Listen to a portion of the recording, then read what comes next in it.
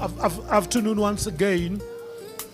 As we start, can I call upon the CEO of Freedom Park, Dr. Jane Mafumari, to approach the podium. Our guest speaker and keynote speaker, Comrade Meg Maharaj, as well as the president of the ANC Veterans League, Dr. Snuki Sigalala, to come take the panel here. It's just to manage the speaking up and down. They told me they are not VIPs, don't worry.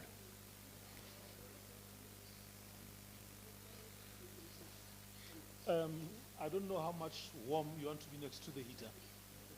Yeah. No, I'm just, yes. We've got participants online starting at exactly 1700 hours. I'm going to facilitate the program, but I cannot do that. I want to be formally introduced so that I can know I've not hijacked the event. So once we have done with the formal opening introductions, I'll formally be given the instructions to facilitate. For now, I'm still hijacking the leadership of the Veterans League. You don't know who this non-veteran is, but the president of the Veterans League will attend to that matter. For now, let me just, before I call on the CEO of the Freedom Park to formally welcome us, call upon us to take a moment of silence in observation of the day we'll mark tomorrow, but to the continuous people that are suffering, that are in despair, that have contributed their lives to our struggle for freedom, liberation, and democracy. We can do that standing or sitting down. Those are not able-bodied, but we prefer to do it. We will not sing the anthem in full, so that's why we're calling for this moment in a minute, those that are able-bodied to do that.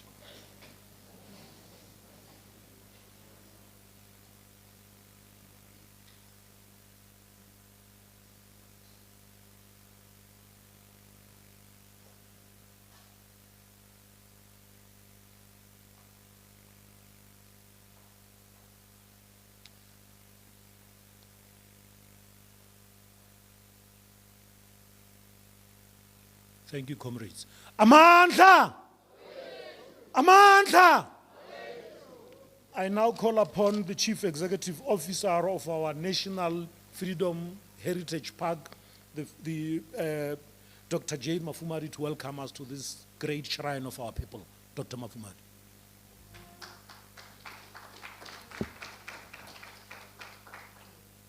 Thank you so much, Program Director.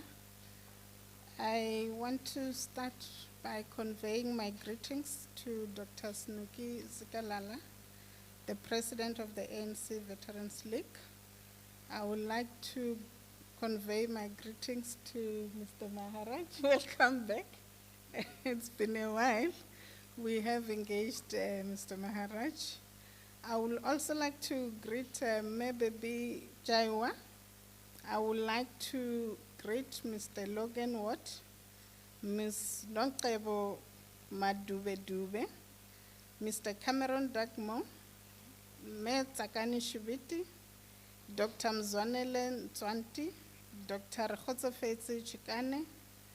I've seen Mayor Phoebe Potgieter, Ntate Ivan Makay Langa. I'm sorry. Langa. But I just want to greet all my elders, the veterans who are here. And I think to the young people, it's not often that you sit amongst history, living history. Normally we read about a lot of things which we call history, but here, live, this is history. I want to greet the leaders, the young people who are here, distinguished guests, ladies and gentlemen. I'm conveying warm greetings from council, from management, and from the staff of Freedom Park to this national shrine, Freedom Park, which is a memorial and a monument dedicated to human rights, to freedom, to remembrance, to dialogue, to healing and reconciliation. And for us, it is really a profound honor to host you here as we gather for this intergenerational dialogue. This space, which Madiba, as the program director said, called a shrine, stands as more than just a physical space or a destination. It is a living symbol of our collective history, of our shared humanity, and the ongoing journey towards nation building in South Africa. It is a place where the stories, the sacrifices, the resilience, and the aspirations of generations are acknowledged, are preserved for present and future generations. Madiba in 1999 said that the day should not be far off when we shall have a people's shrine, a freedom park where we shall honor with all the dignity they deserve those who endured pain, so we should experience the joy of freedom. And therefore, we are deeply appreciative, Mr. President, that you have chosen to gather here at Freedom Park. Your presence here affirms the importance of this continued engagement of reflection and partnership and collaboration as we build a society that is grounded in dignity, in mutual respect, in inclusivity, and also constitutional values. Today, we are here to mark the historic 50th anniversary of June 16th, the youth uprisings. Half a century ago, courageous young people stood at the forefront of the struggle against apartheid, demanding dignity, equality, and the right for liberated education. And their moral clarity and defiance shattered the complacency of the oppressor and basically, fundamentally, altered the trajectory of the liberation struggle. As we reflect on this monumental milestone, we are reminded also that Freedom Park stands as a testament to this heavy price that was paid for democracy. The names inscribed on our wall, and I'm glad some of you took a tour before we started.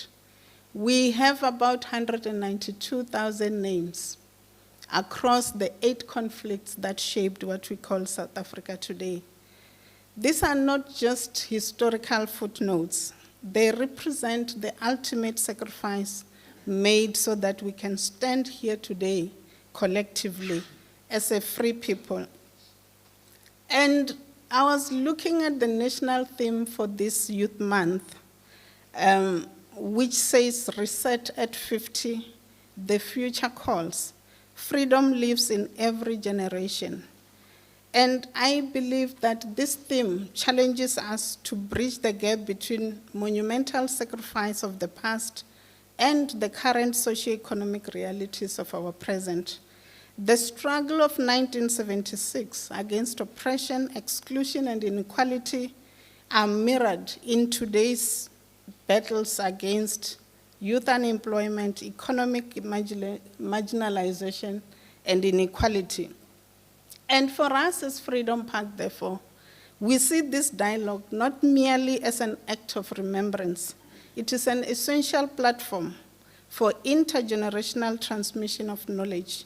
We rely on you as our veterans, as our elders, the living archives of our movement, to impart your wisdom, your resilience, your strategic discipline that sometimes others will think we lack today. But we also look at you, young people who are here, to bring that spirit of 1976, that activism, that innovation, and the unwavering drive to shape South Africa that we truly desire as a nation. And therefore, I want to say as I sit down, Freedom Park is your home. We exist to preserve this history, to foster civic consciousness and nation building. And we hope that our sanctuary provides the perfect backdrop for a robust, honest, and transformative exchange of ideas between our veterans and the youth leaders of today who are amongst us. And we are really profoundly honored to host, as I say, and like the program director, I wish I can just take my small book and get all your signature, because this is indeed a historic moment. You are all welcome, and I want to invite all of you, those who did not have an opportunity to do a tour, to come back for a tour, a full tour of Freedom Park. Even those who did the walk, you didn't go to Tapo, the dream, the interpretive center. Tapo means dream from the Koinama word, which says a dream is not a dream until it is shared by the entire community. And we are dreaming here at Freedom Park. We are calling all of you to dream together to build South Africa. I thank you.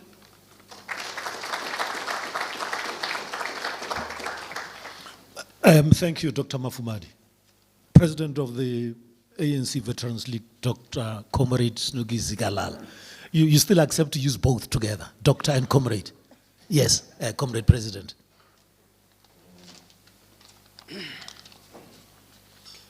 Dr. Jane Mafumadi, the CEO of Freedom Park, ANC office bearers, and ANC members who are here, Comrade Mek Maharaj, our keynote speaker, panelists, comrades, members of the media.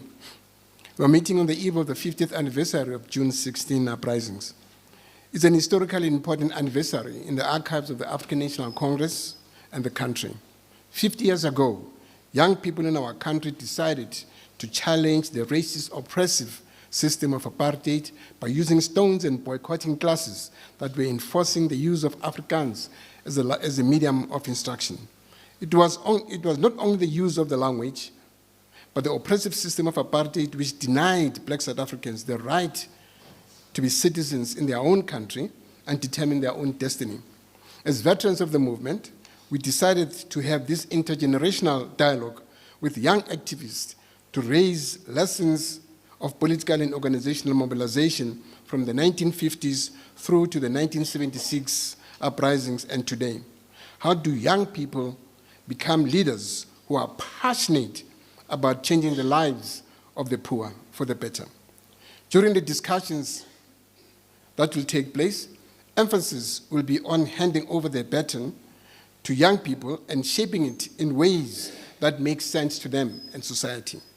I will now hand over to our facilitator, Comrade Blessing Manale. Thank you. Thank you, Comrade Snuki and Dr. Mafumadi. Before as the President has said, my name is Blessing Manale. I'm neither youth nor veteran, so I am the inter in the intergenerational dialogue.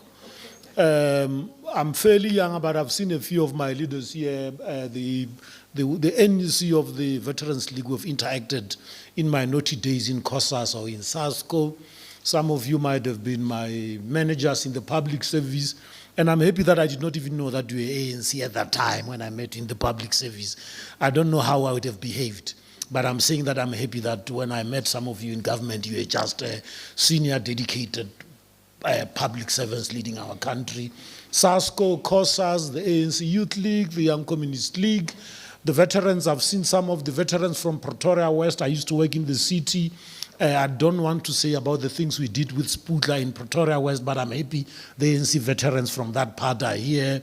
I've seen some comrades from Lutuli House, some of our comrades from Tefluop, the 86 generation, the 76 generation, the 96 generation, some of the comrades that were taught some of us propaganda in the ANC, in the DIP. So for me, it's an honor because I feel like I've been called back home, not because I've been not in the streets, because I'm being called back home into the ANC to not just vote every 5 years, but to continue to add value to what the movement has done. So I really thank the Veterans League for giving me the opportunity, not for any other reason, because they thought that I'm free and I can do it. So I'm here to facilitate the dialogue as the inter in the generations. And as I call upon our keynote speaker, I just thought that I cannot sing, I cannot ululate, but I've got a storyteller, a young storyteller who would bridge, would be the bridge between me and Comrade Maharaj. So I'm calling upon Kopano to come and usher Comrade Meg into the platform. Our great celebrity storyteller, Kopano.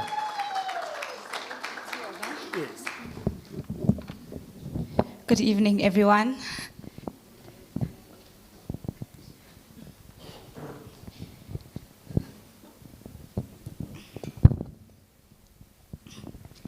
Now, the story reminds me of the many learners who come here at Freedom Park, eager to learn the names on the walls of our heroes who have fought tirelessly for the liberation struggle of South Africa. Yet, when our elders speak of those names, they don't speak of them as history. They speak as if they had just returned from it, as though the tear gas that once suffocated their young lungs and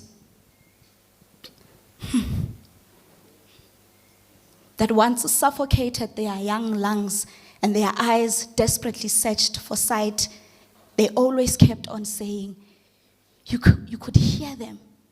It was as if you could still hear them.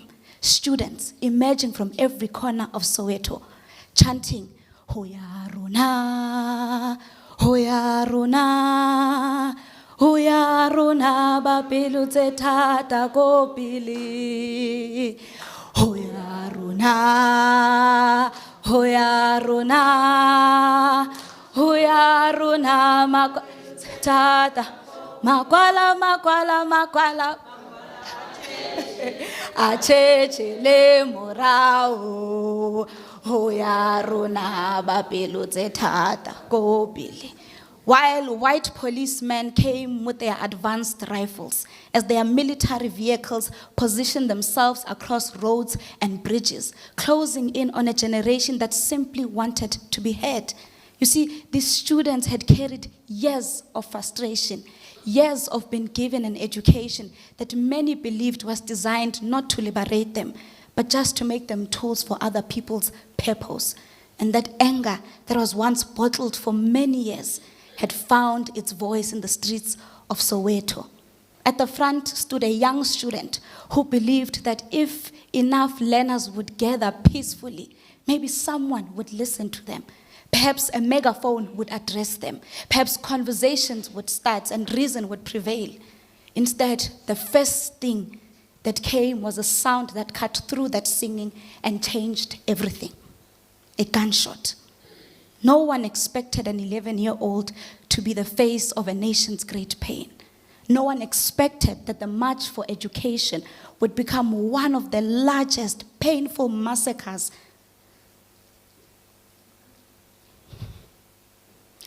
to take the lives of the young students. And still, amid that smoke, stood a young boy who was not a politician, nor a soldier. He was just a student from Morris Isaacson High School. His name was Tsietsi Mashinini. And today, we continue to tell their stories and sing Amakwicho as we face head-on the contradictions of the present, where painful memories are written in words, painted in pictures, and items of the past are collected in order for us to shape and share our history with less contradiction, but more harmony. And today we still say, Amandla to the struggle. Amandla to the struggle. Maatla. Thank you.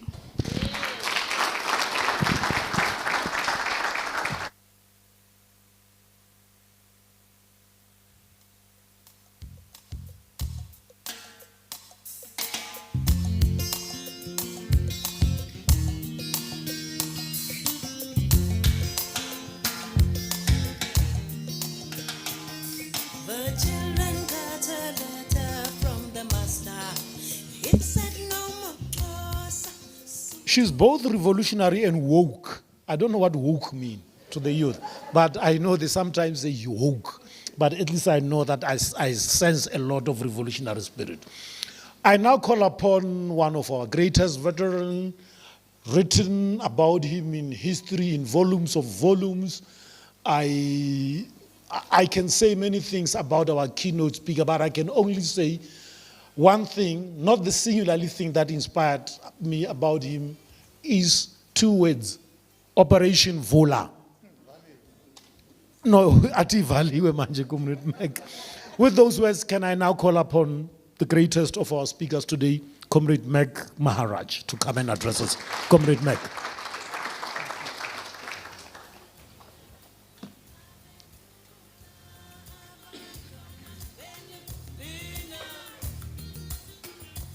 Program Director, comrades and friends. Nelson Mandela was a disruptor. He challenged the established ways of thinking and acting. He accepted responsibility for the consequences of his actions. And most importantly, he viewed every setback not as a defeat, but as an opportunity to advance social change. But Mandela did not arrive or emerge in isolation. He was part of a generation of young people who refused to accept the limitations of the world they inherited. They challenged conventions, questioned accepted wisdom, and sought new ways to advance the struggle for freedom. And he did so within the framework of a collective with an ability to take responsibility for his actions when the consequences did not meet their expectations. That spirit is particularly relevant as we commemorate the 50th anniversary of the Soweto Uprising of 1976. Over the years, much valuable work has been undertaken and continues to recover and preserve the history of that generation. Some of those who played important roles in those events are still with us. We honor them, and through them, we honor the entire Soweto generation. Their achievement was not simply that they protested. Their achievement was that they reasserted the historic role of young people as agents of social transformation at a time when it seemed that intensifying repression had made it impossible to protest against oppression and exploitation. And so today, I would like to take this opportunity to reflect on a broader question. There is a growing sense that despite the advances that we have made since the advent of our constitutional democracy, our country is faced with a pressing need to overcome the missteps of the past 30-odd years, that we have to forge ahead purposefully to build the nation in the making on the basis of equality, non-racialism, unity, democracy, and the eradication of patriarchy. There is widespread frustration that a sense of unity of purpose that marked the transition to democracy in 1994 is dissipating. We are increasingly a divided society. And this, therefore, is the time for the youth to rise to the challenge. Our question, therefore, today centers on what enables young people to emerge as leaders of society. What can we learn from history? What were the qualities that enabled successive generations of young South Africans, from Pixlikas Isakai Seme to Charlotte Makeke, to Anton Lembede, Nelson Mandela, Oliver Tambo, and Robert Sobukwe, to Steve Biko and the students of 1976. What made these generations to move beyond representing the interests of the youth alone and become leaders of the nation as a whole? If we can identify those qualities, we may also discover what is required of young people today as they confront the challenges of democratic South Africa. As the ANC tries to renew itself, and seeks to stay relevant, it is essential that this process is strengthened by the energy and fresh input from the youth. When we look back across our history, 4 characteristics repeatedly emerge. First, the courage to challenge convention. Second, the ability to organize. Third, the willingness to think critically and develop ideas. And fourth, the capacity to connect personal concerns to the broader interests of society. These 4 qualities, I believe, explain why some young people become leaders not merely of their generation, but of society as a whole. Mandela was not born a leader. Like every generation before him, he had to learn. He entered politics at a time when many believed that deputations, petitions, and appeals to reason would eventually persuade the rulers of South Africa to abandon racial domination. But Mandela belonged to a generation that came to the conclusion that the methods of the past had reached their limits. And together with Anton Lembede, Walter Sisulu, and Oliver Tambo, he challenged the established thinking within the ANC itself. And this is an important lesson. Leadership is not obedience to inherited wisdom. Leadership often begins when people respect the past, but refuse to become prisoners of the past. The first quality, therefore, is the courage to challenge convention. Pixlika Isaka Seme was only 25 years old when he delivered his famous address on the regeneration of Africa. At a time when Africans were encouraged to think of themselves primarily in tribal terms, he advanced a vision of African unity.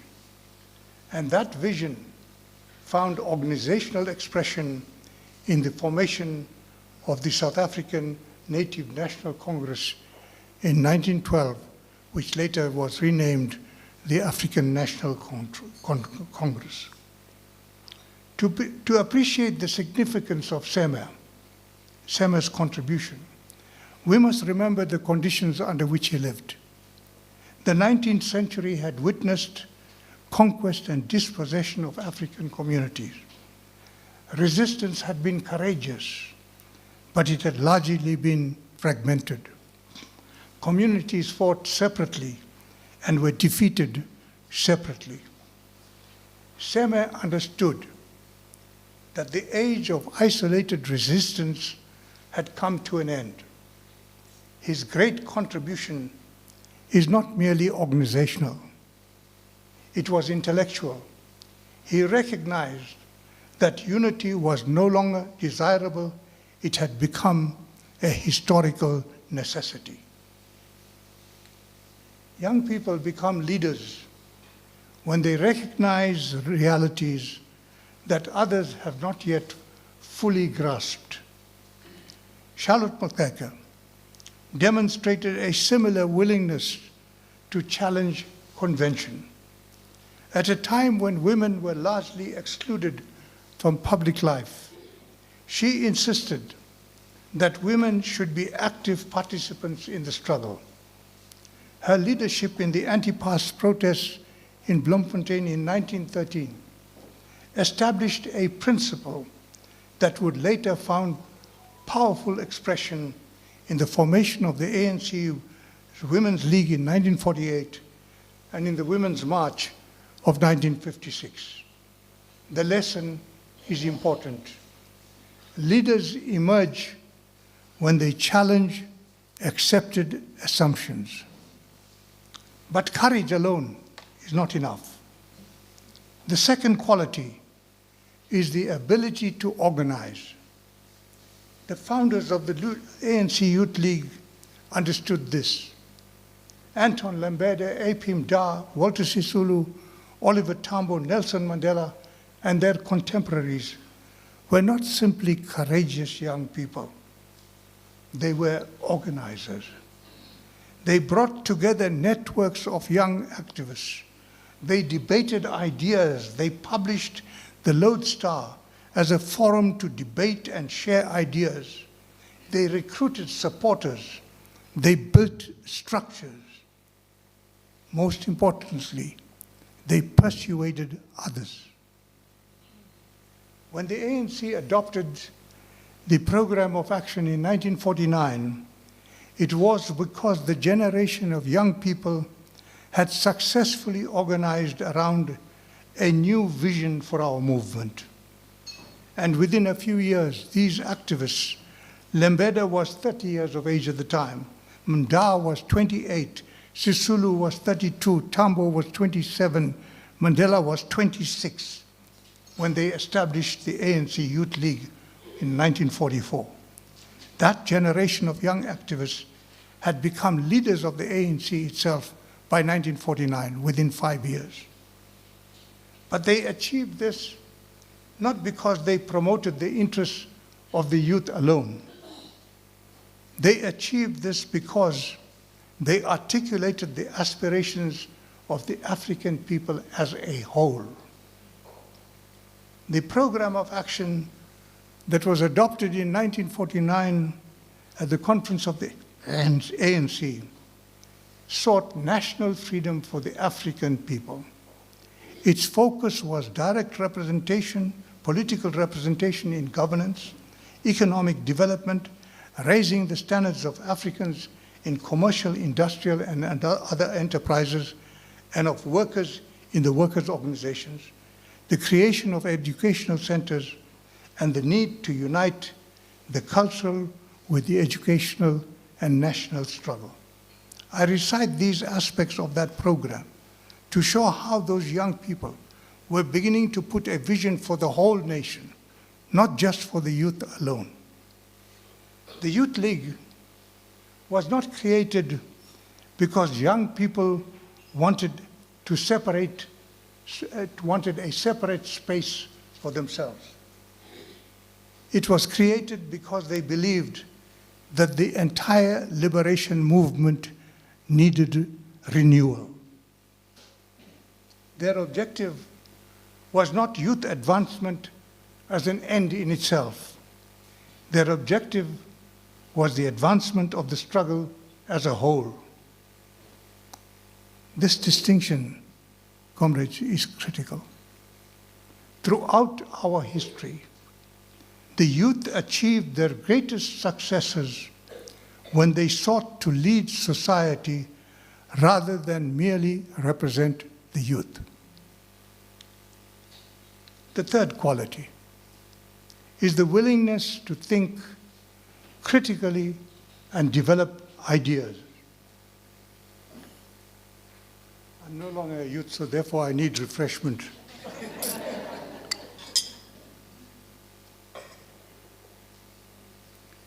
Lembede's contribution was not primarily organizational. His lasting contribution lay in his ability to articulate a philosophy, an outlook, and he built on the founding principle of unity to advance an outlook of African nationalism. He argued that Africans had to become active changers in their own liberation. Later generations will build on that idea and modify the ideas he put forward. The experiences of the mine workers' strike of 1946, the passive resistance campaign, the defiance campaign, the Congress alliance led by Mandela, Sisulu, and Tambo, it led them to broaden their outlook of nationalism. And this process eventually found expression in the Freedom Charter.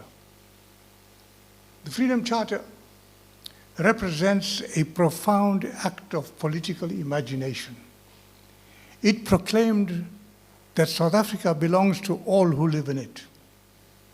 it transformed a struggle for liberation into a vision for a democratic society anchored on the idea that the people shall govern. The lesson is that leadership requires ideas. Without ideas, courage becomes impulsive.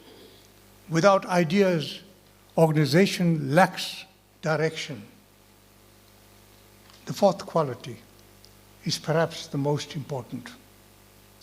Leaders emerge when they connect their own concerns to the broader interests of society. This is one of the greatest achievements of the Soweto generation. The students who marched on the 16th June 1976 initially mobilized around a specific grievance, the imposition of Afrikaans as a medium of instruction. But history transformed them. The brutality of the state's response forced them to confront larger questions about the nature of apartheid itself. As the uprising developed, students began to reach out to workers. They began to engage with parents. They sought to build alliances. Their demands expanded beyond education to encompass the broader condition of oppression under apartheid. And in this process, they ceased to be merely student leaders. They became leaders of a national struggle. And what makes their achievement all the more remarkable is that they acted under conditions very different from those faced by earlier generations. The founders of the ANC Youth League knew the history of the ANC and struggle. The Soweto generation was largely denied access to that history. The bannings of political organizations, censorship, imprisonment, and repression created a rupture between the generations. Many young people knew little about the traditions that shaped the struggle before them. Unlike previous generations, the youth of 1976 inherited very little organized memory. The ANC was banned, the PAC was banned, the Communist Party was banned, SACTU and the Indian Congresses were immobilized, the weekly New Age was banned. The leaders of the liberation struggle were imprisoned, exiled, or silenced. The history of resistance was largely absent from their schools. Yet history has a way of reasserting itself. The conditions under which the young people lived became so intolerable that they discovered the necessity of resistance. And initially they saw themselves as students confronting educational injustice. But the struggle, comrades, is a powerful teacher. As they confronted the power of the apartheid state, they discovered that their problems could not be separated from the condition of the African people as a whole. They discovered the need for alliances. They discovered the importance of workers. They discovered the necessity of organization. They discovered politics. Resistance by their parents and the earlier generation had been met with life imprisonment and exile. Mandela and his colleagues were serving life imprisonment. The laws prevented the media from telling the public about their views or even showing photos of them. Oliver Tambo and Dr. Dadu were in exile, and every effort to rekindle the struggle was met with detention without trial, torture, imprisonment, and harassment, not just of the activists, but also their families. And under these conditions, the parents were trapped in survival mode. Caution became their watchword. They met the plight of their offspring with concern about the safety and the future of the offspring. Where their children saw the need to stand up, parents saw danger and risk. And this led the students initially to avoid guidance from their elders. Yet, despite these hardships, the students found ways to organize, to learn, to adapt, and to lead. And even though they felt that their parents and elders had succumbed to apartheid, that they had become conditioned to finding ways to make a living as a compromised people, the students found it necessary to call on the workers to engage in work stoppages in support of the action of their students. Their first call for a stay away received little support. This brought to light the need for the students to interact with the workers in order to make them appreciate why it was necessary for the workers to support the students. The result was that the third stay away that was called in 1976 was a resounding success. During that third stoppage, 13 to 15 September, the students called for student-to-worker alliance to overthrow oppression. Their demands had grown from away with Afrikaans as a medium of instruction to the overthrow of oppression as a whole. And when they made that call, even colored and African workers as far as Cape Town joined this work stoppage of September. In the case of the earliest takeaway, the second one, of the 31st August, the growing actions of the students was challenged by hostile dwellers in Msumsope hostel in Meadowlands. The hostile dwellers stormed through sections of the township in Soweto, attacking houses, murdering and intimidating the residents. There was evidence that this had been incited also by the police. But faced with this attack from the hostile dwellers, the students had to find ways to reach the hostile dwellers, engage with them, and explain to them the reasoning behind this need for the stayaways. It is this necessity to shape their demands no longer exclusively in their own interests, but to place them in the context of the larger interest of opposing national oppression that enabled the students for them to succeed in getting the hostile dwellers no longer to stand against them, but also to take part in the third stay away. These lessons that the students learnt in the midst of battle were severely hampered because there were no workers' organizations in the form of unions and no grouping of elders to which the students could turn in order to get worker and parents to rally to the support of the uprising. Such mobilization found its rightful place in the decade of the 1980s. Struggle, as I say, became their teacher. They learned through experience what previous generations had learned over decades. They discovered that courage without organization was insufficient. They discovered that protest without alliances could not be sustained. They discovered that leadership required persuasion and not merely defiance. The result was not simply an uprising. The result was a generation that helped to transform the political landscape of our country. The Soweto uprising was eventually suppressed. Its political impact, however, could not be suppressed. The tensions, the issues that remained unresolved by the Soweto generation found their resolution in the decade of the 1980s.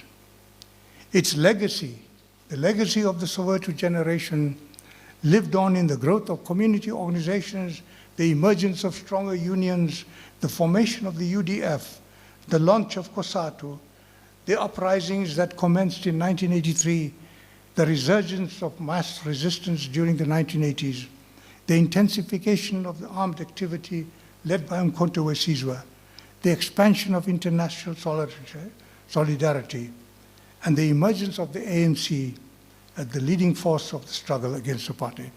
These were the lived experience drawn from the change in the political landscape created by the Soweto generation. The youth, therefore, in the 1980s, had once again become a catalyst for national change. Today, we live under conditions very different from those faced by previous generations. We live in a constitutional democracy. We enjoy freedoms for which previous generations struggled and sacrificed. Democracy has changed the terrain of struggle. Previous generations fought for the right to organize. We today possess that right. Previous generations fought for the right to vote. We possess that right. Previous generations fought for the right to participate in public life. We possess that right. We can protest, we can debate, we can participate in shaping public policy. The challenge, therefore, before us is very different. Why has democratic participation weakened? Why are so many young people alienated from public life? Why has active citizenship not become the defining feature of our democracy? We have a long way to go before we can resolve the challenges that we face. We remain one of the most unequal societies in the world. Millions of young people face unemployment and insecurity. Patriarchy continues to diminish the lives of women. Crime and corruption undermine public confidence. Poverty and inequality continue to divide our people. These are challenges in a complex and changing world. Climate change threatens our very existence as the human race. Innovation is unstoppable. We can see a world where scarcity no longer exists, yet the rich grow richer and the inequality deepens. We have only just entered the age of artificial intelligence. The challenge before today's youth, therefore, is different, but no less significant.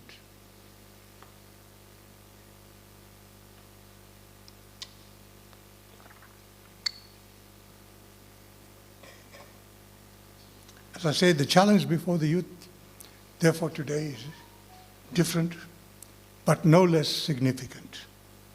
The question is not whether young people possess energy, courage, and impatience for change.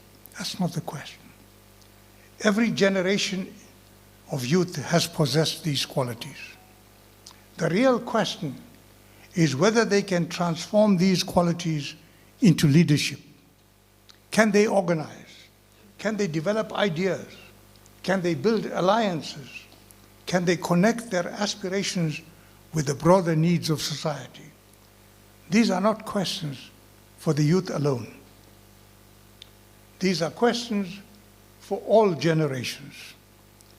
Intergenerational dialogue is not about one generation lecturing to another. No generation begins on a blank page. Every generation inherits both in achievements and unfinished tasks from those who came before. Intergenerational dialogue matters because it enables us to understand what has been achieved, what remains unresolved, what responsibilities now fall on us. History is therefore not simply a record of the past. History is a conversation between generations about the future. It is about mutual learning. It is about older generations sharing experience without demanding obedience. It is about younger generations bringing fresh insights without dismissing history. Every generation inherits a legacy. Every generation has a responsibility to enrich that legacy. Sema's generation inherited fragmented resistance. Lembeda's generation inherited the limitations of petitions and deputations. Mandela's generation inherited a liberation movement that required mass mobilization. The Soweto generation inherited repression and political silence. The democratic generation inherited freedom, but also inequality, poverty, and unfinished transformation.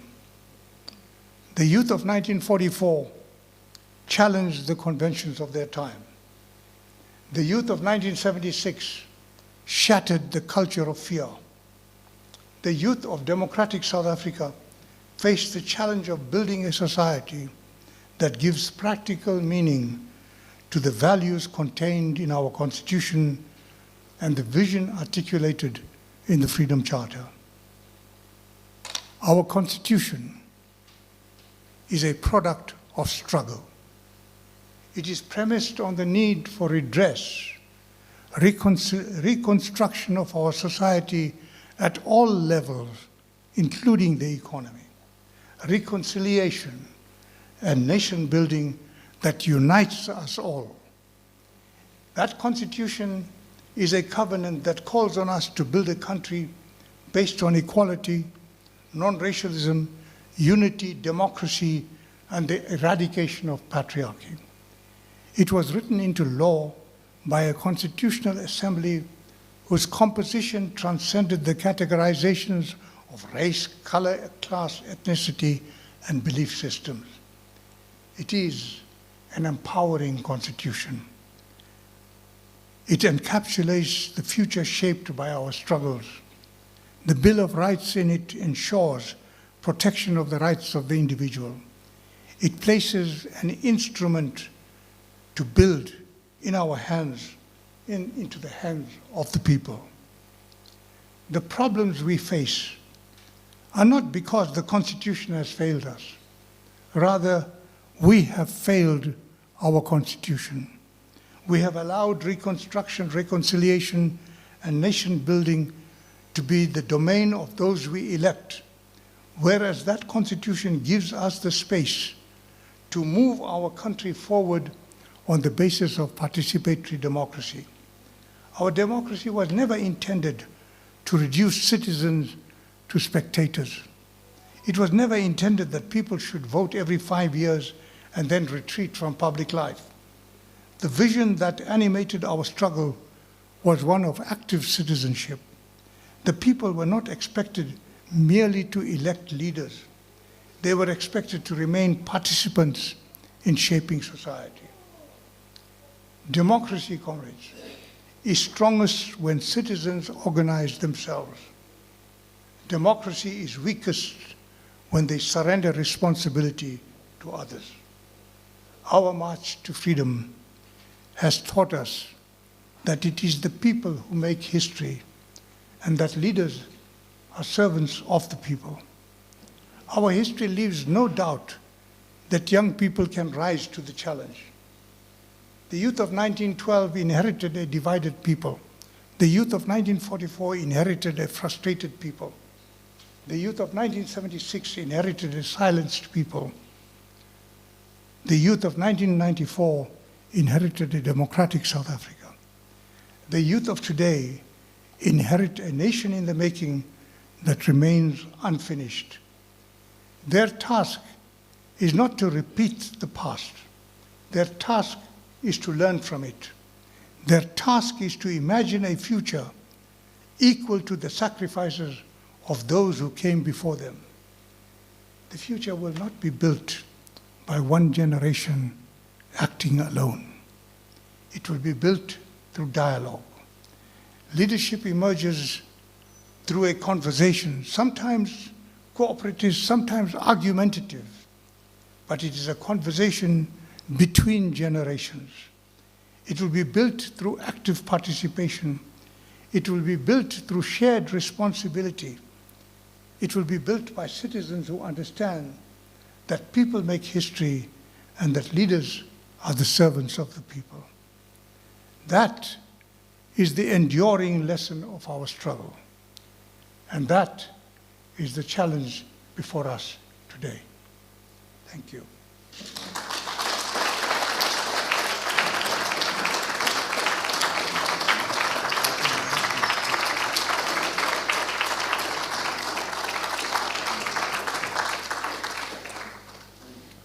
Thank you very much. Long live Comrade Meg Maharaj, long live. Amandla. Thank you very much. We would now move into our panel discussion, but I would love to advise Comrade Meg and the CEO as well as the President who can also take the floor so that you could then have the panel coming in. We've got a physical panel and a few of our comrades online.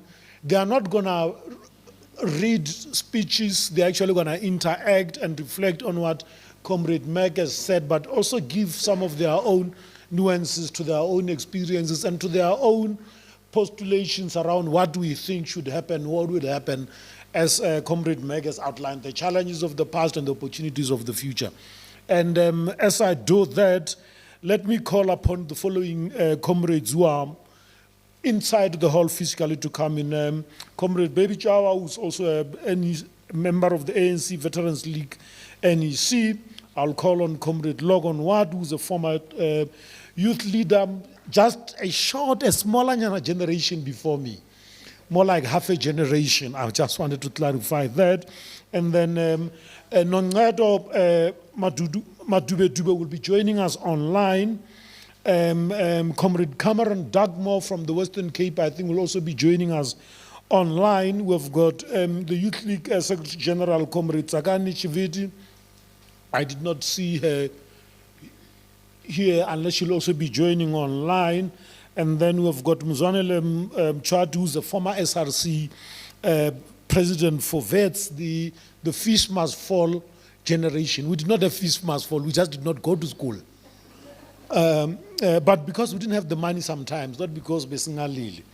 And then Rokhotofeti Chikan, who's a former student leader, but also part of the Feast Must Fall generation. Rishokechi had seen, she's supposed to be here. And then Comrade Phoebe Potgieter Gubule, who's a former youth leader and currently in the Lutuli House. Comrade Phoebe, sometimes very difficult to accept that you are a former youth leader. I accept leader, but former youth just becomes difficult for me, but welcome. But why is everybody seated on the left? I hope it's not ideological. It's very ideological. Okay. So the right is empty, and I've got to acknowledge a few other members of the leadership here. I've seen the Deputy SG of the Veterans League, Mekunjana Kekana. She's with us here. Some of the here, and then as well as the Deputy, as well as the Secretary General of the Veterans League, Comrade Ilva McKay. I apologize on behalf of the CEO, Comrade Ilva, for saying Tate Ilva. I thought I should just correct that. As well as some of the older veterans, Comrade Nyamezeli Boy, Tate Mhlala, Comrade Johnny Tswane. Yeah, I've seen a few, but I'll acknowledge you as my eyes improve with time. But for now,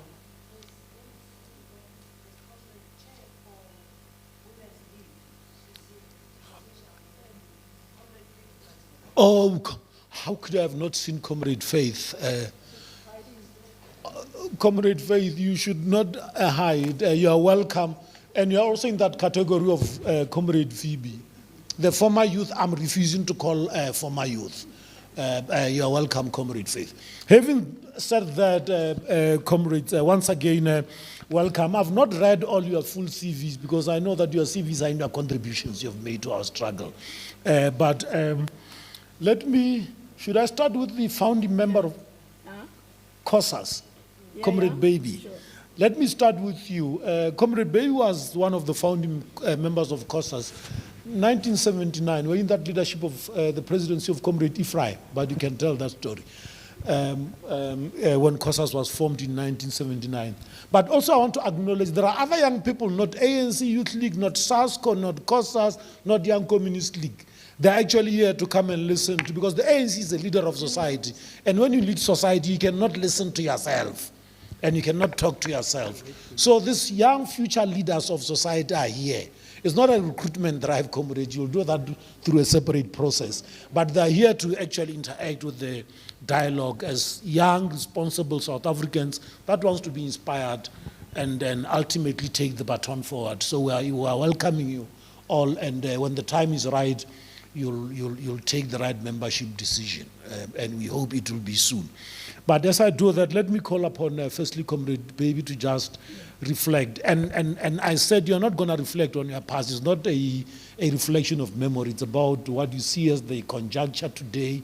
You can reflect on the past experience, but we want to more feed into what the challenges and what the future looks like.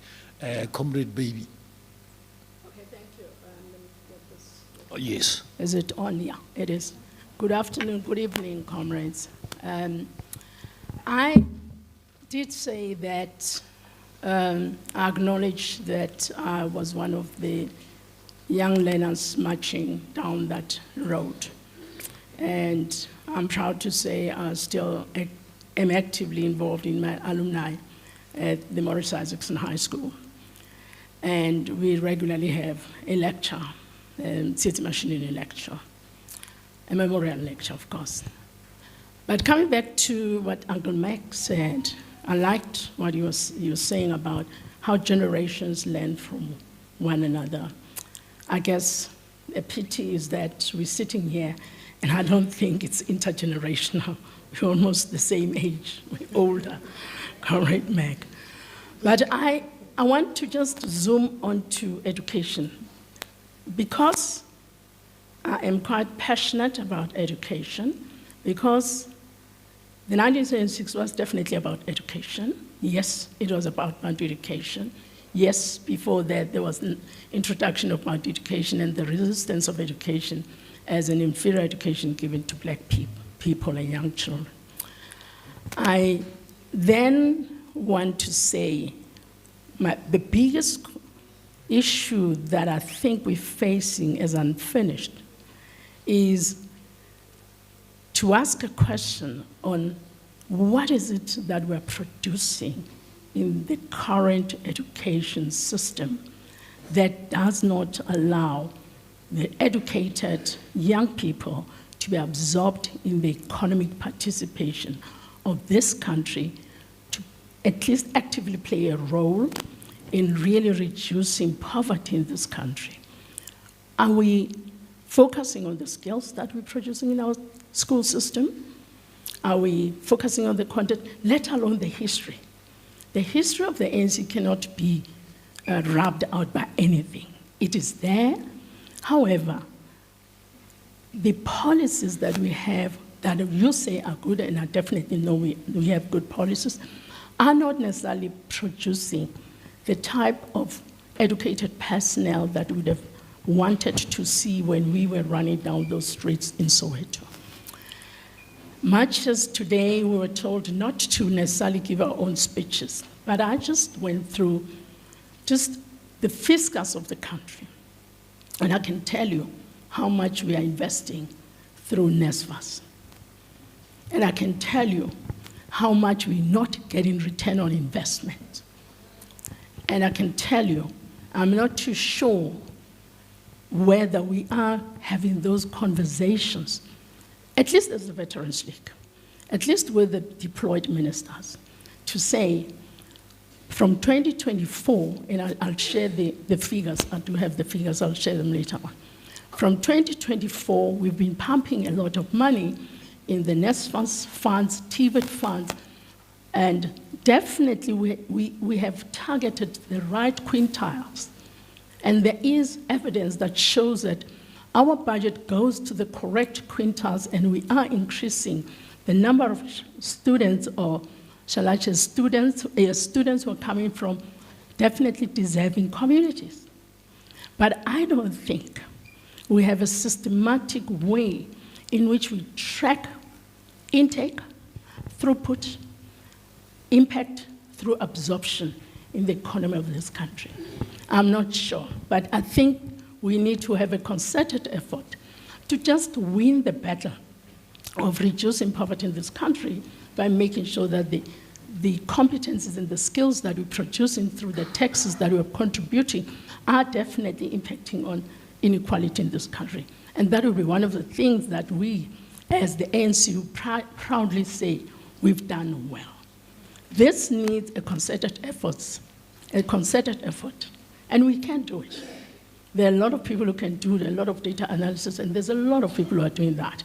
And they can integrate information, and we can make sure that at least at any point in time, we can show that here's the Freedom Charter, here's the amount of money we pumped into education, here's the outcome. And this is where we're finding our people, our students and learners who are well-skilled, who can do AI, who can create, who can produce, and who can actually contribute directly to the economy of the country and build the country better. Thanks. Thanks very much, Comrade Baby. That was very profound, very crisp. I want us to go online. I know, Cameron, you've got a few of your reams of paper ready to read out, but I'm going to go to Rekhotsofetsi Chikane so that he gives us the quick perspective of the generation of now, the feast must fall generation. Rekhotsofetsi, some ideas, reflections on what it means for your generation and Kuovadis for the next 50 years? Yeah, good evening, everyone, and apologies that I couldn't make it there in person, but there was a bit of a crisis I needed to handle. I'm hoping I'm audible. If I can just get a thumbs up if I am. But if I am, I mean, I have many thoughts. And often I think about the ANC a lot. As a almost former young person. And I often talk to colleagues to say that over the last almost 16, 17 years of my life, I've been involved in activism in one way or another, both within the party, outside the party, in civil society, within academia, within the private sector. And I keep coming back to this conversation that, you know, my old political mentor would have been Ben Turok, the late Ben Turok, and thinking about this notion about how the ANC is kind of this representative voice of society. And I think about the way that young people en masse have decided to remove themselves from democratic practices within the country, whether that be elections, whether that be participating in politics. I mean, a report just came out this year by Ipsos that said about 50% of South Africans feel that they don't have a political home in any particular way, that no party represents them. In a country that has over 500 parties within it. And it makes me wonder, where do young people then fit in? Not just today, but in the future. And my biggest worry is that there is no political home for them. And because there isn't this political home for them, a very clearly marked political home that gives them tangible opportunities to change this country, whether from an ideological perspective or an economic perspective, you then create this malaise within society, and amongst young people in particular. A malaise, this belief that you can't make any sort of change, both in your own life, within your community, within society, in a manner that substantively changes things. And if you create that type of culture for an extremely long time, we have now created that culture, arguably, and people can debate with me, but we've created that culture for almost 30 years, that there's no means for you to change this country in a substantive way. You then create an entire generation of young people who then become lost, who go about their lives, who go about everyday decisions without a clear view around what this country should look like. And in the past, people would have said that that is a worst case scenario, right? That wouldn't happen, that the country will right the ship, that will become better, that we'll figure it out. But I think we're currently within it. That young people are telling us, whether through the polls, whether through their activism, that they don't want to be involved in any particular way. And I think that's a problem. I think it's a fundamental problem, but I don't think it's one that we can then blame other people for. And I think an easy thing Often when I talk to veterans in different ways, I mean, there's always this debate about like, but young people must also do something. And then I say, but you guys must also give us the room to do something. You must make space for us in one way or another. And I realize that that's probably not the best way to go about things anymore. So for me, when I think about what young people should be doing over the next 50 years, MC, the first one is that I do think is that we need to rediscover what our politics are. I think there's a dearth of political schools. I think there's a birth of political substance within the country at scale. I think there's a few people who know a few things. I think there's a few people who can talk about leftist politics and rightist politics, but I don't think our generation has a clear idea about what its political agenda should be. And I think that should be first and center on our agenda. The other one might be a bit more controversial. And I think it's this question that young people will start asking if they haven't asked it already, and I believe they are, about what does a second republic in this country look like? I've said this on a few different platforms, but I think we're getting closer and closer to that moment of asking this question of, after 30 years of democracy, if nothing but nothing, but if the patterns of the past have continued to reproduce themselves, even with a democratic dispensation, then something is wrong with this democratic dispensation. And that's a courageous question to ask. It's a tough question to ask of society about what do we need to change about our democracy going forward over the next 50 years? Is that a conversation you're willing to have? And I think young people should be having that conversation. And I think the last thing should be, I think the number one concern of young people should be getting rid of the quadruple threats in our society, being unemployment, poverty, gender-based violence, and inequality. And I don't think society has truly understood how much that affects young people. That, and I say this and the stats keep backing me up, and I wait for the day where I don't have to say this stat, but so long as someone in South Africa who was born in poverty is most likely to die in poverty in this country, then we've got a fundamental problem. And I think that makes it even harder to get young people involved. But I think the challenge is there for us to overcome. I think the challenge is there for us to face on, head on.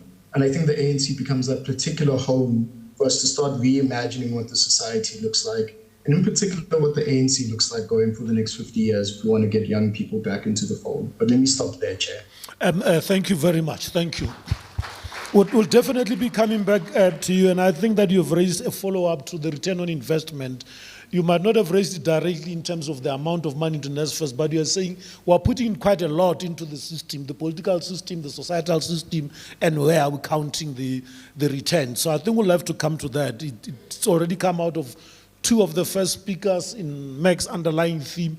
So it means that it is quite critical that we understand where are we getting return on our struggle and sweat and money and everything. And Phoebe doesn't want to forget what she wanted to say. I'm going to go straight into Phoebe. Comrade Phoebe, and I'll not talk about elections and your day job. I'll only stick to the fact that you're a former youth leader. Any views? Come through. Thank you very much. Yeah, if it's green, it should go. And Cameron, you can quickly pour in your coffee. You'll come in after Comrade Phoebe. Okay, thank you very much, and good evening. We don't have audio here.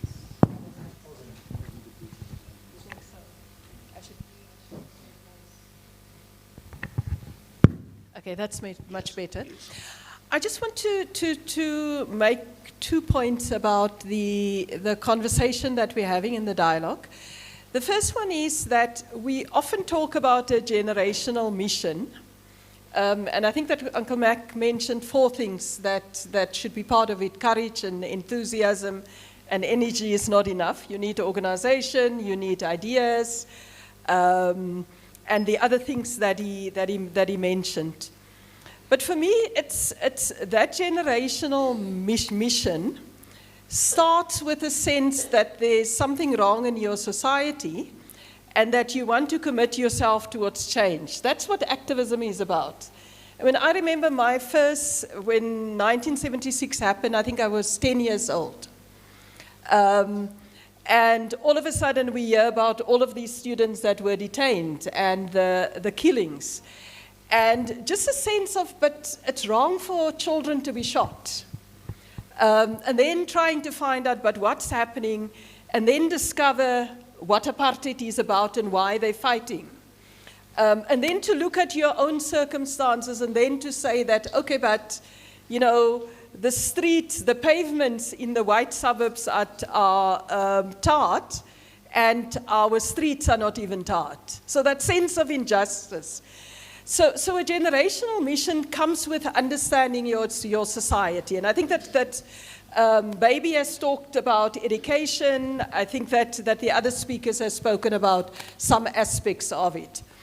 But it's not just enough to talk about what's wrong in society. We also need to organize and come up with ideas, as the keynote speaker said. And the challenges that we face today, we've got 30 years of the Constitution. We have 32 years of democracy. And part of the conversations that we need to have is, why is it that, for example, the question that's asked about the education system, and I think that some of it rests in the past. The students were fighting against Afrikaans, but we force our kids in grade 3 and 4 to change to English. And then that's the point when we test them on this international test, and then expect them to perform along with their peers internationally. I mean, so the question about mother tongue education for me is part of that conversation that we need to have about education. I studied in Afrikaans. That was my mother tongue. When I went to UWC, I did English in school, but I couldn't speak English. But the fact that I studied in my mother tongue meant that it was easier for me to learn.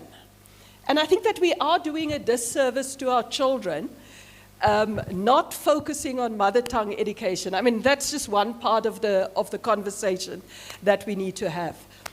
But I also think that young people, we often say that they are not involved.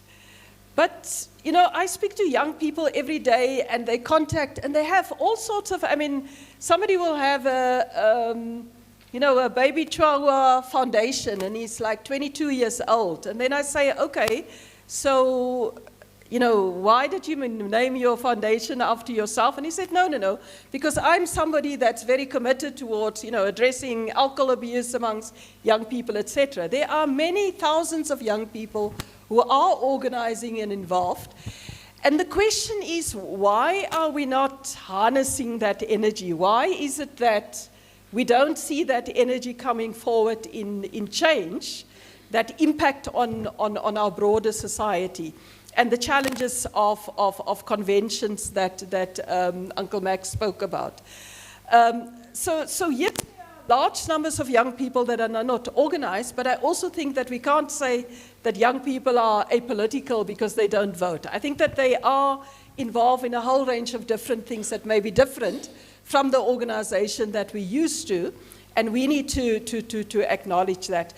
The final point about generational mission, I think that the challenge that we face on the one hand are the triple things of, or four evils of GBVF, of unemployment, of poverty, and inequality.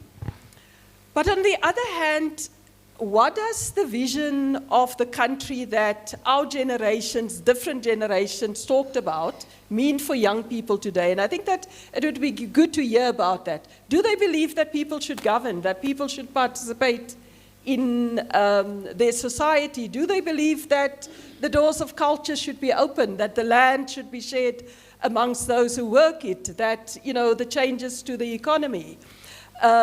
Because at the end of the day, unless we have that conversation about the kind of society that we want, that previous generations have talked about, they must say to us, this is unrealistic, or we don't believe this is the kind of society that we want to build, or this is where you went wrong with building the society that we also believe in. And I think that that's a conversation that we certainly need to have with new generations. Thank you. Thank you very much, Comrade Phoebe. And I like the part about the fact that they are doing all the things every day. I know what my son does every day. He studies international politics, he's doing music, he volunteers, he does work for the Red Cross, and he does not have to do that being glorified as doing something. So there is quite a lot of happening, and I think we must acknowledge that. I want to go to Cameron Dugmore. And Cameron, you organized and you're a student leader to a student generation that seems to have left both our youth and student politics. And I know colleagues don't like us saying it. The National Union of South African Students, which was a predominantly white student organization, and I don't know whether we can still say the same about white student youth, about white youth in our townships, and maybe Cameron, without boxing you to that space, I think your reflection also on that angle would help.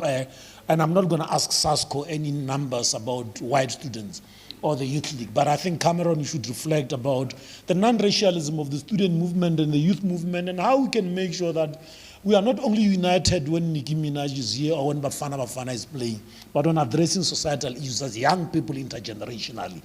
Comrade Cameron. And thanks for being a brother when I went to the University of the Western Cape in 1996. No problem at all. I've got a good memory. And firstly, just thanks very much to the Veterans League for arranging this. And, when you listen to Comrade Mac and one looks at the theme of, the issue of an intergenerational dialogue,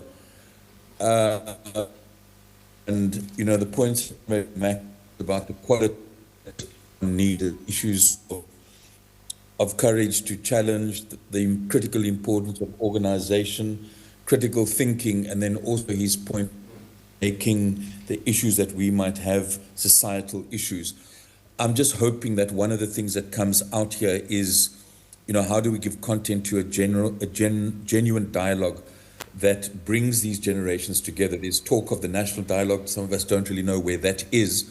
But if this could be a start to actually then dealing with the challenge which Comrade Mac gave to us, which is basically saying that, each generation kind of inherits a legacy and then needs to chart a way forward. And I think, as has been said by him and previous speakers, if we, as this generation now, working with those generations previously, are not able to deal with patriarchy, with gender-based violence, with this massive problem of inequality and unemployment and a lack of an inclusive economy and rampant corruption and crime, those are things which actually impact directly. And I think the dialogue has got to lead to that. But just to respond briefly, I mean, in June 16, 1976, I was a young boy in George, 13 years old, in a historically, in a white school, Afrikaans and English, all white. And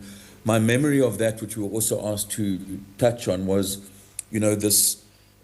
this absolute fear around students from the townships, Tembeletu and other areas in George, Levi Camp, marching, and then almost a whole lot of information being kept from you, but one having a sense of this paranoia. So that fear, and for someone like me coming out of that environment into a student movement then in the 80s, okay, it did help to have a mother that was in the black sash. That's another part of our history and our legacy that we need to, but coming then into an organization where, one of the experiences in NUSAS and the Non-Racial Student Alliance was getting actively involved in a campaign called the Education Charter Campaign. I think some of the issues that Phoebe has raised around mother tongue-based bilingual education kind of is almost a reflection. That's one campaign that our generation did not finish. We actually did not conclude the Education Charter Campaign. And in a way were then taken up by Ready to Govern and education policies and so on. But that experience as a white student coming from George, and just two memories, going to Ed Charter meetings until midnight at Alan Taylor Residence and watching, and I'm just mentioning two comrades here, Billy Ramachopa and Confidence Moloka's medical students. When the meeting finishes at 1 o'clock in the morning, you in the beds provided in the dorm, and they open up their medical books and study. Those were things which kind of had a lasting memory on someone, if you want to talk in classic terms, coming from a minority community. And I think one of the issues that I have, and it's related to organization, is to what extent do we really, in the movement itself, the ANC, and then in current day SASCO, current day COSAS, to what extent are we really building that non-racial culture? And it would be interesting to say what comrades who are actively involved now would say. But I think we've lost a lot of that. And it's not just about that the organization kind of should be there to bring in specifically target minority communities. But if you look at the issue of hegemony now and the battles that we're having in terms of an emergence of the right wing in this country, them linking up globally, if we were much more active and conscious across all communities, in building hegemony about ideas, progressive ideas, things that are happening in our world, I think that we would be building a much more inclusive and hegemonic society. And that was something I think that the 80s generation, in the way that they organized, and maybe it was easier because of a more clearly defined enemy, to organize in a way that drew people together.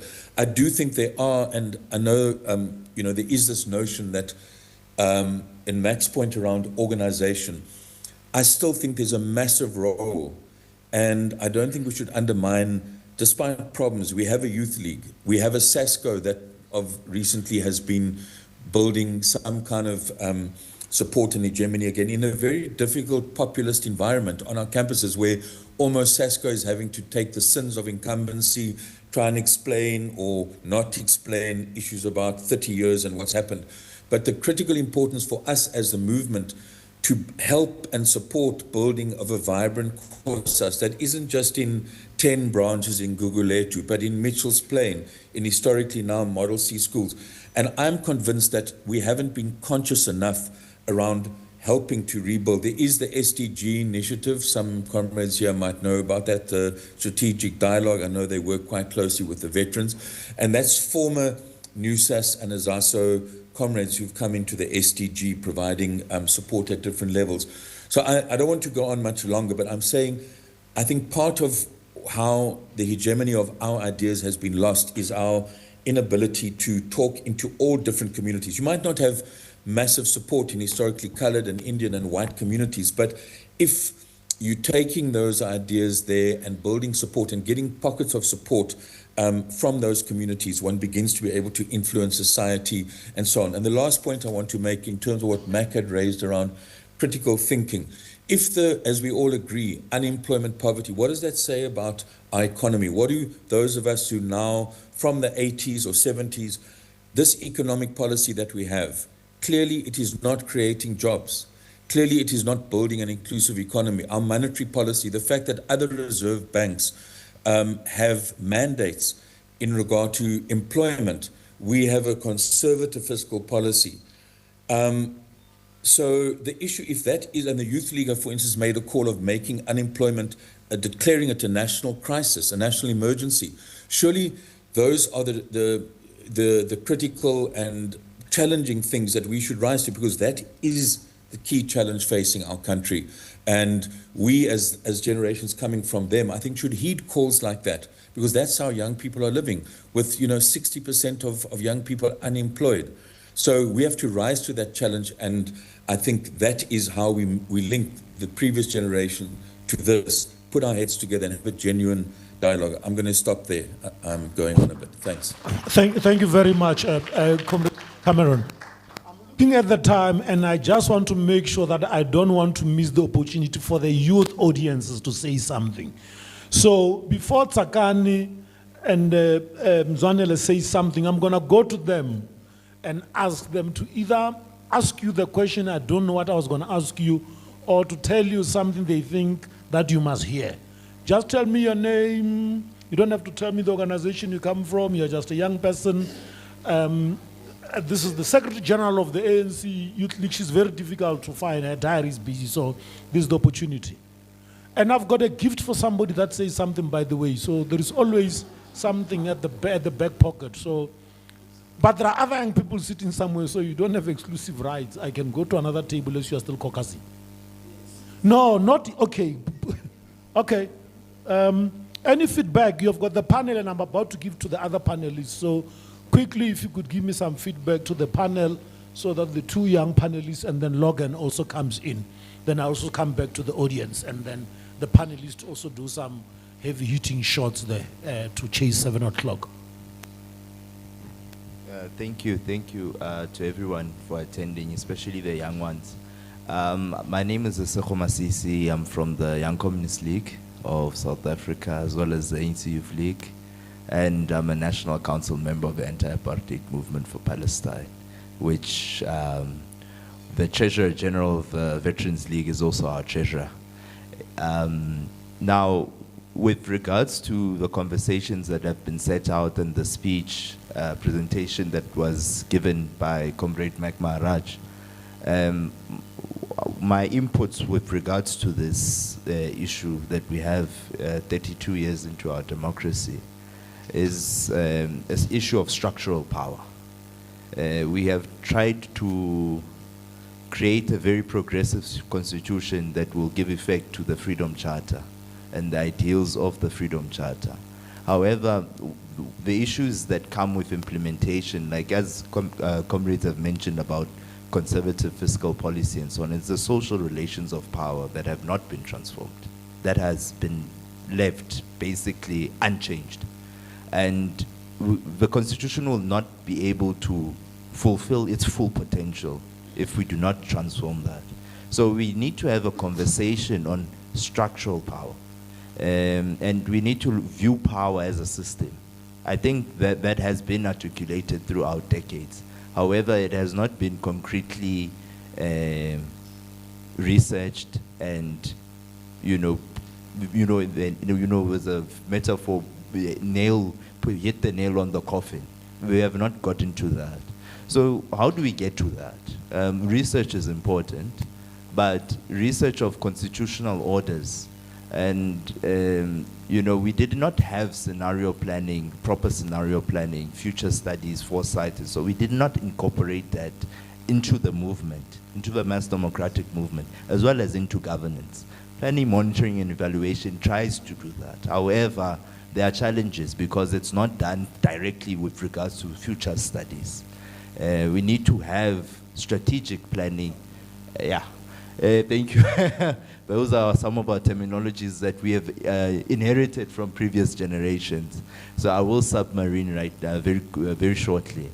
So we need to be able to do forecasts. We need to do scenario planning, have multiple scenarios of possibilities that we can have, even possibilities that are outside the scope of reference of our current state framework. That's what would give effect to a constitutional order that will really give effect to what we were trying to do with the Freedom Charter and the struggle that we fought previously. Thank you. Thank you very much. I'm coming to the young leaders to respond. Keep up the good work with the pro-Palestinian protest. In the Youth League and in SASCO, in COSAS, we did it in solidarity with our comrades in Fateh Youth, which was the youth wing of the PLO and HOOPS, the General Union of Palestinian Students, mobilized globally by the International Union of Students, and Comrade Nyami, it will be what? WUFD, the World Federation of Democratic Youth, depending on whether you're too left or in the center. Otherwise, you'll go to UC, the International Union of Socialist Youth. But that's where the youth, a lot of our youth and student movement drove the international solidarity, particularly with Palestine, and of course the continuing struggle with the people of Western Sahara. Mzwanil, proceed, my brother. Then I'll give over Unopala where you click. Then we'll go to Logan. You're going to have much more time, and you'll probably speak opening and closing. Yeah, but yes. Thank you. Is it audible? Yes. Yes. No, thank you, Chair, and good evening, comrades. Thanks to the Veterans League for inviting us to have this intergenerational dialogue. I think from the young comrade here who really inspires confidence about what the future could possibly look like, does speak to the terrain in which the struggle may actually be found. For instance, if you talk about a conservative monetary policy or a fiscal policy, is that you then have to do research and ideate about what it would look like. For an example, some of the research, just to give an example about why this is important, what you are saying. Some of the research we've been involved in is, of course, about like, how do you make Parliament being the one that oversees the National Treasury's ability to take international loans? Recording in progress. And that perhaps you are not and going... then if we aren't connected, we'll open.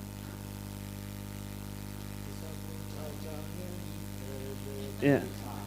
And that perhaps you cannot necessarily do in the way that we would have embarked on other struggles. You know, like you can think about when you say monetary policy is conservative, what is it about the mandate that is not explicit about supporting employment? Should we then sponsor a bill in Parliament that is going to give effect to that? So those are some of the good questions that you are raising, but just indicates the differences in the terrain. Of struggle. But I come back to being the Fees Must Fall generation leader and taking so much from what Comrade Mark was saying about the important idea of questioning or the conviction that you find and the ability to organize and the importance of ideas. Because I think I can relate that having been the SRC member at the time at VETS, but also in the BEC of SASCO, and that we had to think about this thing. And some of the examples we were making, Uncle Mac, about the students actually seeing themselves as not only just the students, but as part of society, and being able to take the struggles in society and use campuses as the space of struggle. Because in thinking about going for Fees Must Fall, we actually had a demonstration on the 6th of October, which was about insourcing. This was very important because if, for instance, we actually did not get the workers on campus to be a part of our struggle for fees, there's a high chance that the securities on campus would have actually not allowed us to close the gates, you know, and protest and do all sorts of things on campus, and that they would have been charging us and doing all sorts of things. But we actually got them to say, we will protest on the 6th of October for insourcing. The struggle and the demands that we as the students are going to put forward for the fees not to increase are going to actually go hand in hand with insourcing of all workers, cleaners, etc. And that, I'm saying, did assist, because come the 14th of October, when we embarked on the first day of the Fees Must Fall, the securities actually did not stop us. You know, they moved around. The cleaners did not clean. You know, this enabled the struggle for us that day to go forward without resistance. By the time the management realized that the students and the workers were together on this, it was quite too late. When they received the memorandum in the evening, then insourcing was part of the Fees Must Fall. And we were then able to be successful at that. And some of the lessons I think we took at the time was obviously taking from the Freedom Charter, you know, like marching to the ANC headquarters. For us, you know, you have a problem on campus because you are a member of SASCO, you are in the PYA, and there's quite a number of other political formations that are questioning. No, but this can't be legitimate, you know, because they are protesting against their mother body, you know, like. And how do you deal with that? It is actually the understanding that it was not going to be automatic, that the ANC gets into political office and is going to use political office to realize the Constitution or the Freedom Charter, and that we actually had to conscientize or fight against the same comrades of ours that actually crafted the same Constitution, and that you're supposed to actually be realizing access to health, access to education, etc. So that's what we also then realized about the struggle, and that the struggle indeed continues, and that even amongst ourselves we're still going to have to convince each other about the same ideas that we spoke about. I think from the different generations Uncle Mark was talking about, you could see the different lessons, but you could also see some discussions coming back onto the table, because clearly we don't understand Pan-Africanism, for instance, today, you know. So that conversation now comes back on the table. So I think those are some of the lessons that we took that also did form part of the beginning of intergenerational dialogue, which I think this sitting is trying to also cultivate, and that's very important, because we always need to remind each other and where we can continue to press on in terms of the struggle. I think I've touched on a number of things, but I wanted to just say one point, about the importance of obviously access to education having increased, and that I think we also need to, as the ANC, maybe mirror that with consciousness in our society. Because I agree with Comrade Fifi that young people are there, they're demonstrating, they're protesting all the time, they're on social media. Fees Must Fall was a huge success and a demonstrator of the power of social media. So young people are definitely conscious, they're definitely there, but perhaps we are not organizing them in the same way that we used to, and we need to actually understand these things. And that, in closing, Comrade Chair, that education is not enough. So there's been a huge success in terms of the funding that has gone to education, and there's various ways you can see that indeed the returns on education are there. But things such as high graduate unemployment rates, between 10 and 20%, an indication that education alone is not enough. We are not going to be able to educate ourselves out of the crisis of unemployment. And the young people here need to begin to ideate what a transformed economy, that reduces unemployment, that reduces inequality and poverty, that promotes gender equality, that promotes environmental sustainability will possibly look like. Thank you very much. Nobal, I know my protocol, so can I finish with the SG of the Youth League and go to Logan?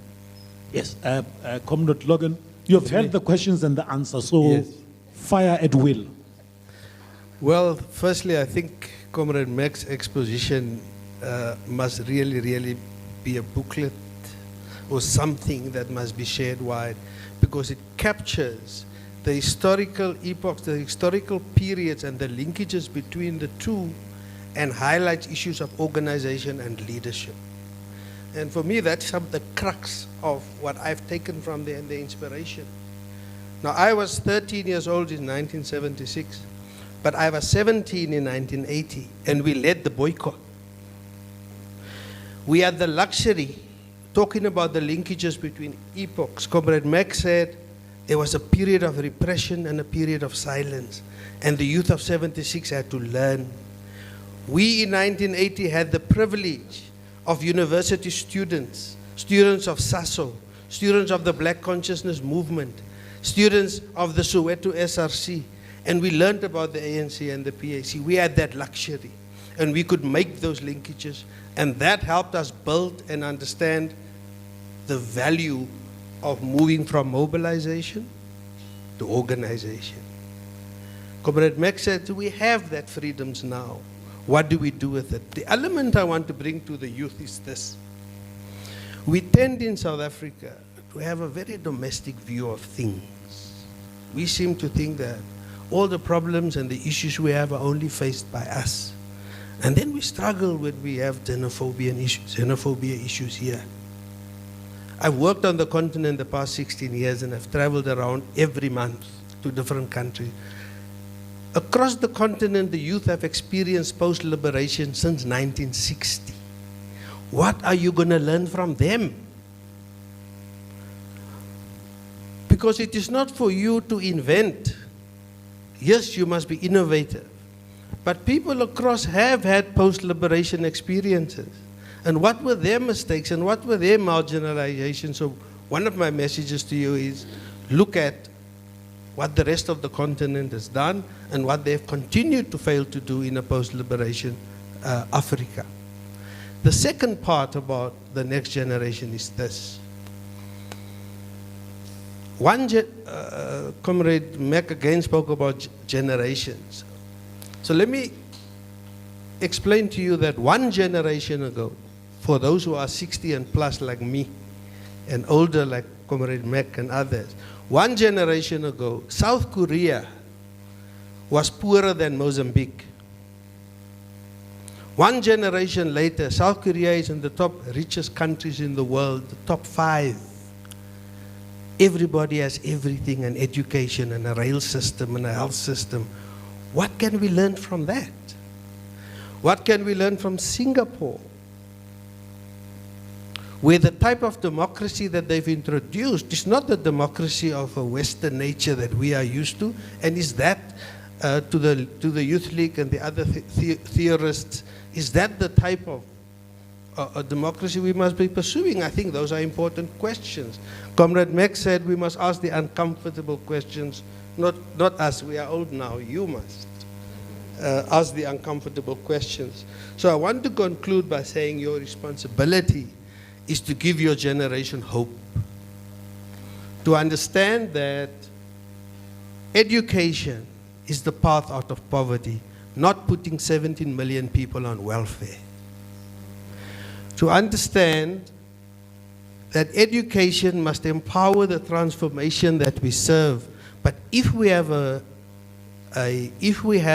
pass mark requirement of 33%, and if we teach math literacy, we're going to have, of the hundreds of thousands of graduates currently in our country that are unemployed because their degrees are worthless. It is your role to ask those questions. Where are we with AI? Are we preparing our generation for AI? And so those are important questions. Now lastly, what are the formations? Yes, Comrade Max said we are outsourcing our responsibility, not his words, outsourcing our responsibility because we have reduced democracy to a 5-year period. The consequence of a 5-year period democracy, I worked in tax, and I'm telling you this because that is what we've learned. Governments only take 5-year decisions because they want to be re-elected. They do not generally and generously take decisions for a generation. And so it is your responsibility, whether it's within the Youth League, whether it is in other societal formations, to create the institutions and the structures. If they are not there, to create them. And if they are there, take them over and guide them to where they must be. That's my message. Thank you very much. You see, when I move away from the podium, you must also know that I'm a bit agitated. So I think that the panelists are doing a great job. We've got 15 minutes and I want us to optimize it because I want to hear some voices from the audience. I'm going to give the Youth League Secretary General to give us some punchy 3 minutes. Then I'm going to call people like Comrade Nyami and stand next to him so that he speaks for 1 minute. Then maybe to move to 1 or 2 people. Then the panel winds up also with 1 minute closing punches.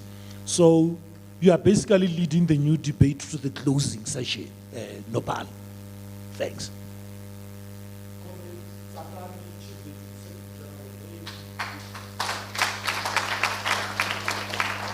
Thank you, Chair, and greetings to the President and the Secretary General of the Veterans League, and my fellow panelists, and all the attendees that are here today. I'm gonna take us to a journey, a little bit of a journey of generations. From 1944, we had a generation of the Youth League that said, we can't send love letters to the apartheid regime. What we must do is to fight, to organize ourselves to fight. We want to take up arms and fight. And then they came with a program of action. They then came with the program of action that then transformed the ANC at that time to be to have a military wing. And then you have a generation of 1976 that said, we can't do with Africans. But it was more than Africans. It was a regime, it was oppression, it was the cry for freedom. And then they took it to the street and say, this is what we want to do. We want to see ourselves free from the oppression, want to see ourselves free from choosing the language that we want to learn with. And then we have the generations that came in, the generations of the 80s, that then said, we want to declare South Africa ungovernable. This is the generation of Peter Mugabe. And then you have a generation that then start the process of saying, we want to see free education now in totality. But we do not only want to see free education, we want to have education that is decolonized. We want to have education that speaks to the demands of the economy. And we're here today. We're here with all these systems, all these opportunities, all these privileges. You know, we are a privileged generation, but a privileged generation that must also pave the way to the second phase of the struggle, which is the economic freedom. And we are no longer saying that economic freedom in our lifetime. We have seen our predecessors, Comrade Phoebe, saying economic freedom in our lifetime. It's still in their lifetime. They have not seen economic freedom, but it's still in their lifetime. You know, so the lifetime can be forever at some time. So the Youth League then said, we want it now, not later. Economic freedom and social justice now, not later. Sometimes we sound like, as young people, we sound like people who are impatient. Sometimes we get into trouble with the Veterans League. The Veterans League would then say, when we say the old must die, they then say, no, it seems like the Youth League is coming with a strategy to face us off. And which is not the same, which is not so. The strategy is to say that hand over the baton to young people. We want to lead a society to what we desire. You have led us here to where we are now. But we want to move forward. We want to move forward. The struggle of land that was abandoned, we want to take it forward. We want to have the land. We want to have control of the economy. We are sitting here, I'm having a small farm there at home, and when I have a small farm, there's a farmer, there's a man called ZZ there, farming, big farmer. They can even close water for my people, close dams, and you know. So you see that we are oppressed, but in a manner that is strategic. It's systematic now. It's systematic. I go to school, I get a degree. I must go to work now, showcase my skills. That this is what I learned from school. But where do I showcase my skill? I want to be a young business person. Where do I go and perform? Where do I go and practice my business? Where do I go and establish my business? When I farm, my products might not even make it to the market because the owners of the markets are still the people that oppressed my grandparents, did not want them to own the farm. Now they must make sure that whatever I produce in my farm must rot, must not make it to the market. So now, these are the things that we are saying we can't be patient about. We can't be patient about a systematic oppression. You know, we build, comrades, we build, the ANC has done well building the middle class. Throw them in the, we are throwing them here on the periphery. The middle class wants to move. There's no one who wants to stand in one place. They want to move from where they are. They want to move to another level. But when you get there, when you get to the point where you can make a loan, when you then realize that it's like I'm stuck here. There's no plan for me to at least move from here or maybe become rich or make it or get to the real deal in the economy. That's why we are saying we want to form part of economic corridors now, not later. We want everything now. And the notion that we are the future, wait, you are still young. Our understanding is that our leaders here got opportunities when they were still young. Like there is a young person that is 14 years old, and then there is a young adult that is around 20-something years, but then there's a young adult that is 30 years. You know, it can't be that you are still young, wait, you are still young. So the anxiety and the problems start from there, that we don't want to be told, stop, wait. We want to do it now. We want to lead our generation. We know the problems of our generation. Like for instance, now we are in an AI, we are called an AI generation. You know, artificial intelligence is everywhere, and our country is still battling with connectivity. Only is it 60% of the country that is connected. The rest of the 40% is not connected. And yeah, we are living here on our gadgets every day. This is the generation that we are. And we have struggles that we want to push forward. And we're saying, let us push them forward together. But what are we doing with our mineral resources? Why are we taking mineral resources straight from the ground and direct to the sea? We take them out, we ship them out of the country.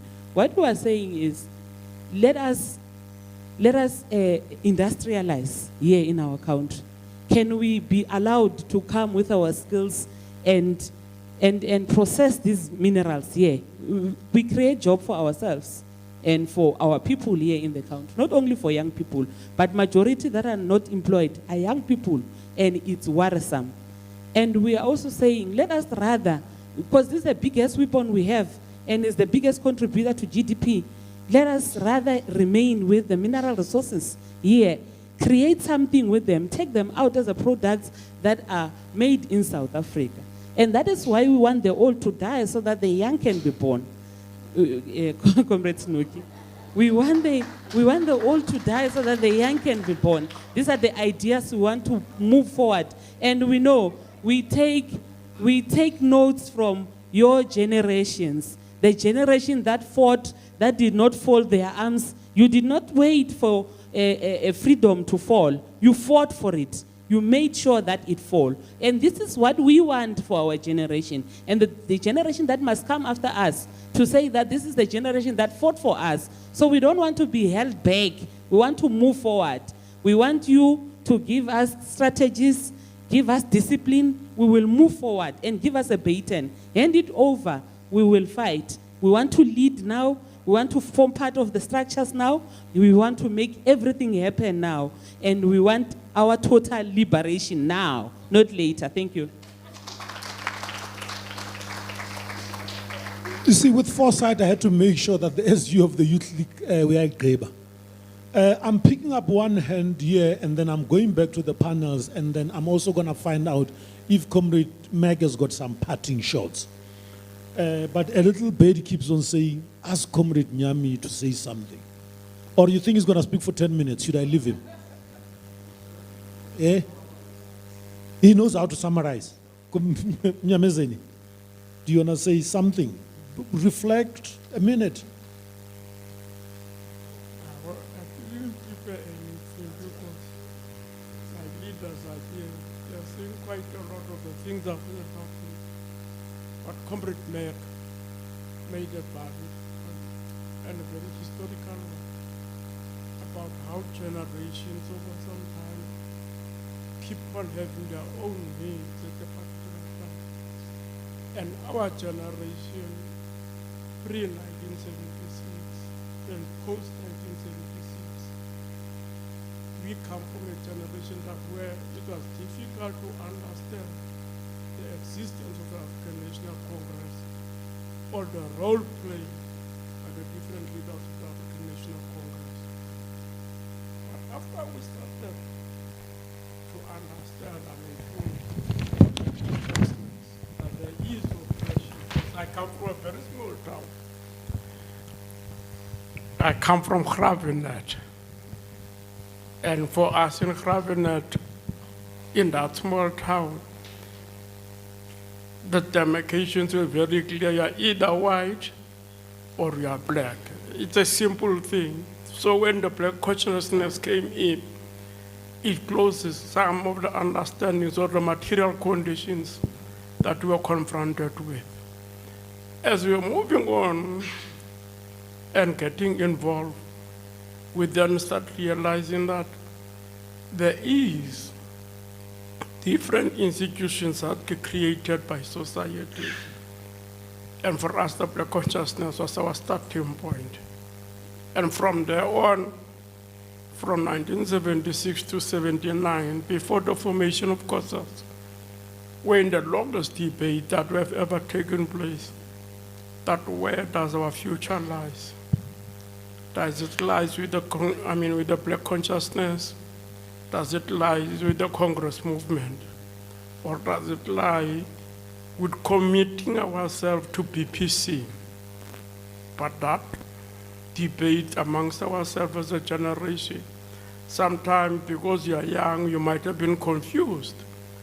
But because we needed to have a future, it is then that we begin to accept that there is class divisions in society. And those class divisions are not being born out of somewhere else. They are being generated by a type of economic system that is there. So by the time we started joining courses, we had a clear understanding that there is a society, and this society that we're confronted with, it is not just about apartheid colonialism, but it also has got a class interest that has to be addressed and that has to be confronted. That's a generation of the 80s that we started to be engaged into. Because from 79 onwards, with that clarity of what type of society are we looking for, would even try to interpret the Freedom Charter, Comrade Mac, as part of that interpretation of that class society as a road towards a socialistic society.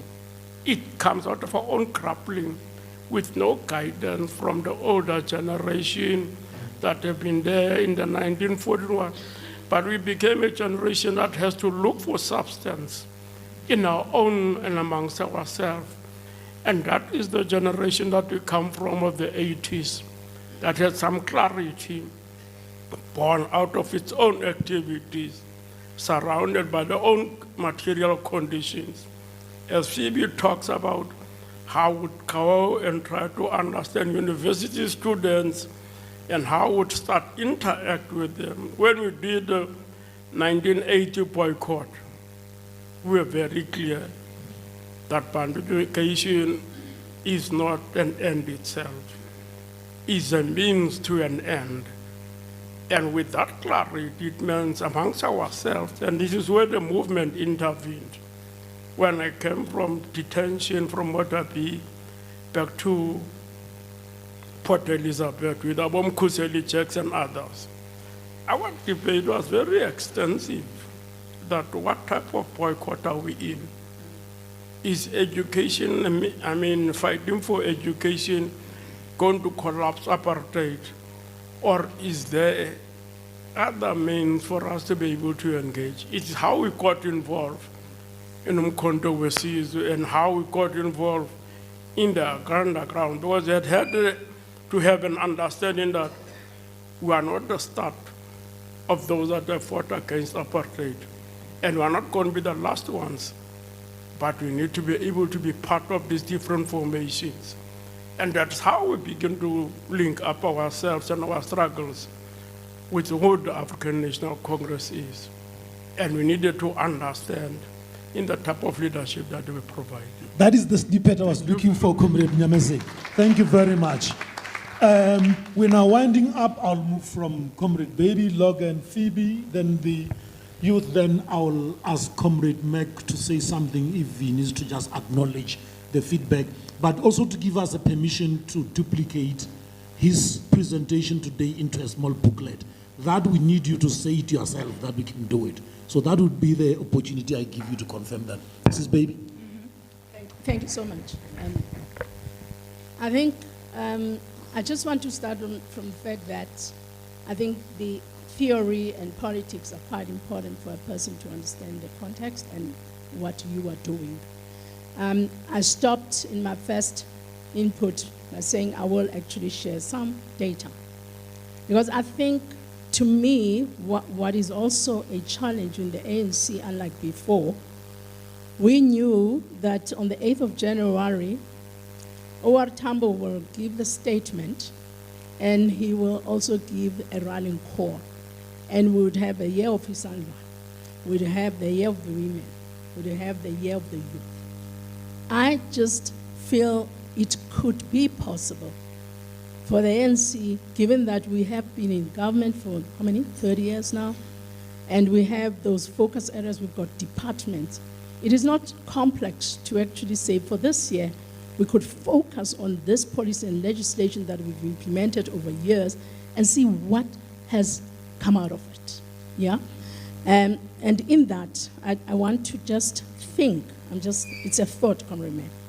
If we are worried about skills and education, which I'm worried about, because the youth of South Africa, South Africa's population is young. In terms of the budget of the Department of Education, 90% of it goes to subsidies, bursaries or universities, technicals, and the 2024-2025, 126.6 billion was dedicated as subsidy, bursaries for universities, technical vocational education training, and colleges. And there is actually some indication that we are yielding product, we are producing, because the bulk of that budget does actually go, 40.7% of it goes to the field studies that are relevant that we need. That is the STEM, that's science, engineering, and technology. And I think there's an M that's in it. And then, of course, that we are funding students in the right category. Science also, it goes to the universities in that faculty, and we are also funding students in that area, science and technology and management. And this is 2024-2025 budget. I do know that the present minister said they are short of 80 billion. If we just focus on that, just say for the year, 50 years of June 16, 1926, we've educated so many people. There are so many graduates. Isn't there a program that can actually assist to see where are these going to be absorbed into and what are the things that we're not doing right? And I think Comrade Logan started talking about it, which I have here. We can't have maths literacy. It is not right. And we must be real. We must be upfront and say, you cannot do that. We have to teach. We have to even shift our budget, get into the ECD, what Comrade Phoebe was talking about. If they say children can't read for meaning, it means our children don't know phonetics. They're not taught the vowels. It's basic things that are done at an ECD, if a country invests in that. But then you put a lot of money in ECD, Head Start, and you put lesser of the budget in the high schools and universities, because you've got children who have a foundation in education. I think, to me, something that the ANC can focus on for the next 2 years. Thanks. Thank you for those parting shots. Comrade Logan. Thank you. I want to focus just on one thing. And that is that, and again addressing the youth, it is our experience that the youth of our country is not naturally political. They follow the interest, whether it's football, whether it's the church, whether it's fashion, whether it's and so on. And if you're going to have what Comrade Mac speaks about, organizing and leadership as the key pillars of getting to that youth position, to that societal position that you want, your challenge is going to remain, and that is part of the lesson of 50 years of 1976. Your challenge is going to be, how do you transform that interest of the young people that you care about into a drive for the issues that affects them? It is only upon that your own leadership will be tested and will grow. And that is my only message. Thank you, Comrade Logan. Comrade Phoebe.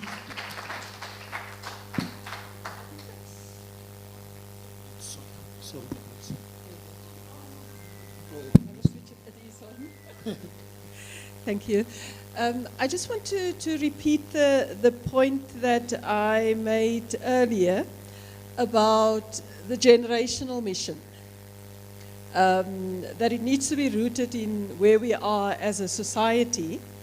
It needs to be rooted, and I agree with Comrade Logan's point about in a Pan-African vision, because the example of Pixley Seme that Comrade Mac mentioned, I mean, he wrote in 1906 the Regeneration of Africa, which is still the most outstanding Pan-African vision so many years later.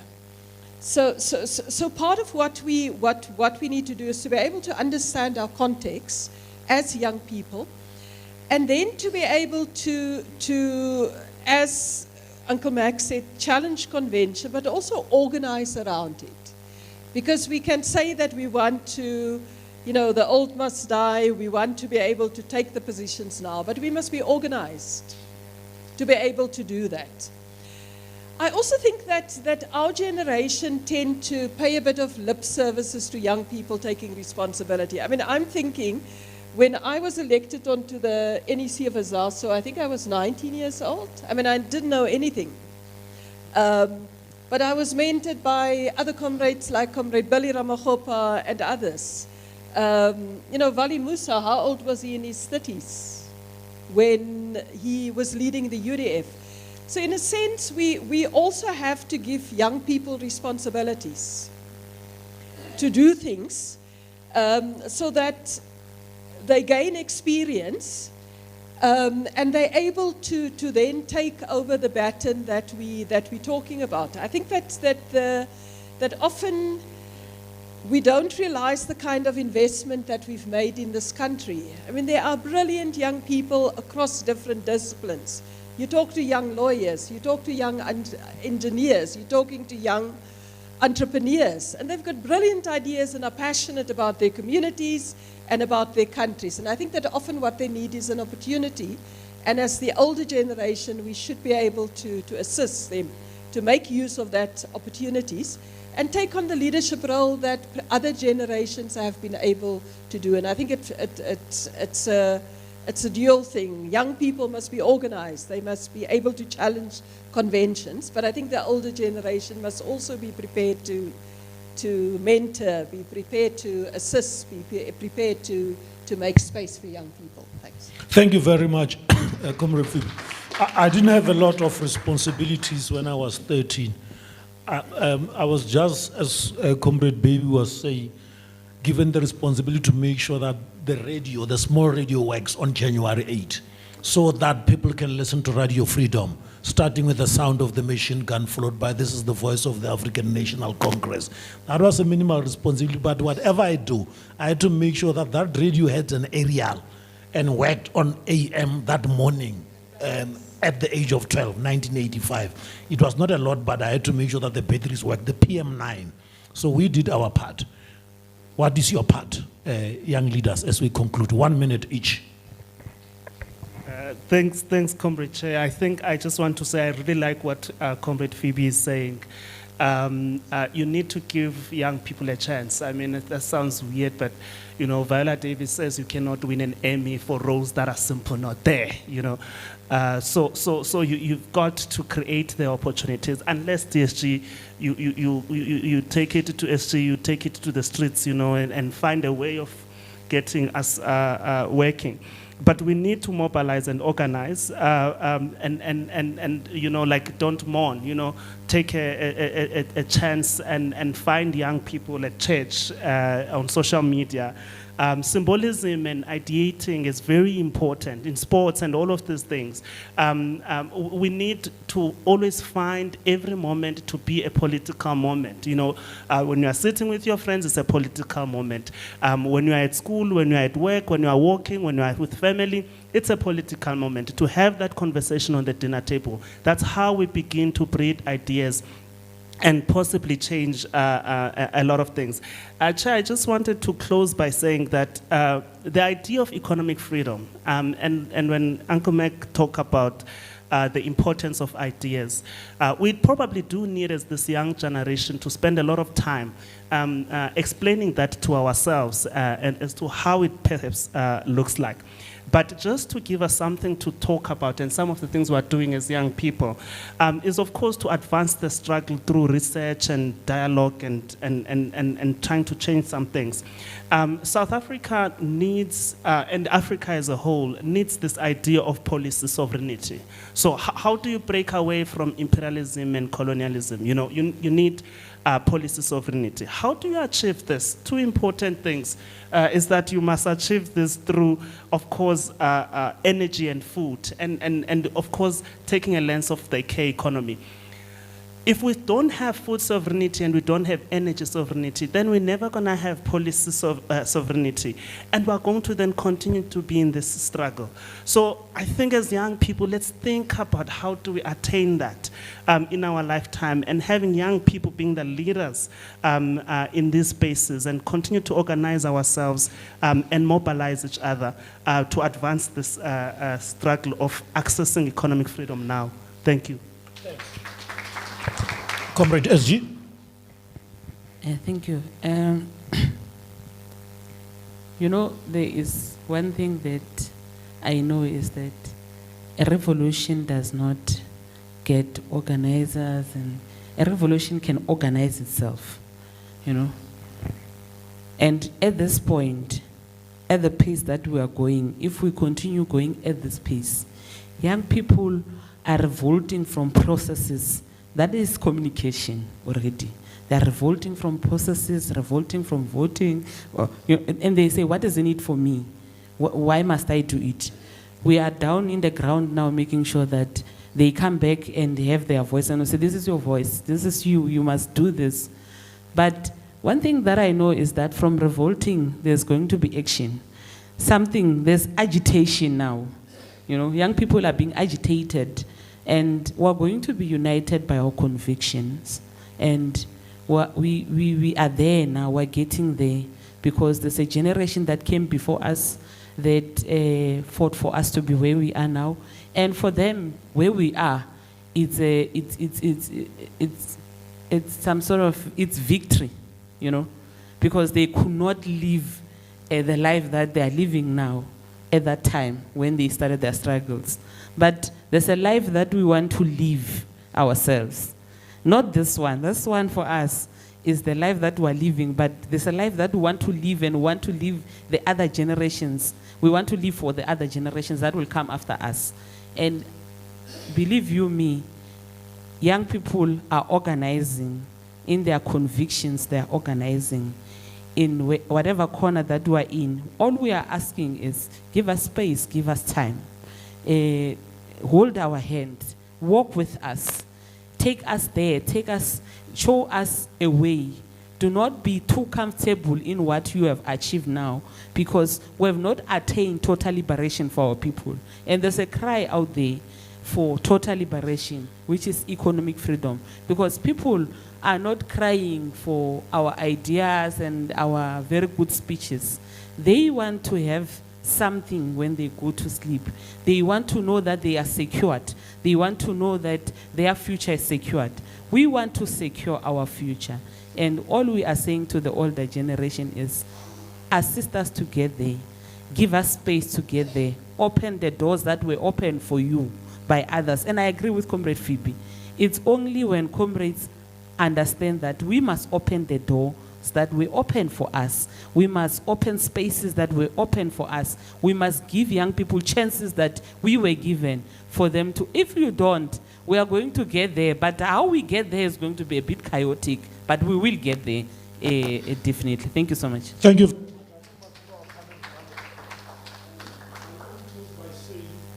You remind me when we used to say the revolution will not be televised. I don't know what we meant, but we meant that there will be a revolution and will not be ready for it. Uncle Mac, final thoughts? You can take that from here to the podium, whatever you could. No, thank you very much. And thank you very much for inviting me to this event and to speak to you. I did grapple a lot with what I put together. I did not put it forward as if it is complete. I hope that when it is made available to the others, there will be people who will challenge it, who will amend it, and who will develop it. What I was doing was merely to put something on the table to incite you to think. Where I have listened to the contributions, I do not think we are at the moment in conversation. We are each talking mainly to our own positions. And I think that for a conversation, the starting point is to listen to each other first. Secondly, to respond to what you've heard, so that there's a real conversation, so that there is debate. In the ANC, we have a slogan, battle of ideas. All I see in the media is ideas from the opponents. I don't hear the ANC debating even amongst themselves. I read ANC Today. I don't see comrades disagreeing with each other, debating, putting new facts on the table. So I think that conversation means debate, but debate starts with listening, then putting forward alternate ideas, differing with each other, enriching the views. So what I've heard at the moment is just the beginning. Let us not leave this room thinking that a conversation has taken place between generations. Let us leave this room on the basis that we have, the Veterans League has attempted to start a process. Let us not leave this room on the basis of we're going to give and you're going to take. Let us talk about how we share ideas and develop ideas together. And for that, we need to differ before we come to agreement. So, colleagues, I think that what has impressed me is to hear different voices, but I must say, the idea of listening starts by hearing from young people what their problems are before we can discuss what they want. First, let's help us understand your problems. Comrades have spoken about a lot of work being done by young people. They are active on all sorts of things, but they're not in this room. We are not engaging with them. And maybe we're not engaging with them because they don't think we listen to them. So the starting point is listening. And I would like to appeal to the veterans, the middle generation. Let's encourage this listening process. Let's encourage the process where youth can come into this room in greater numbers and put their concerns on the table so that we understand each other. Thank you.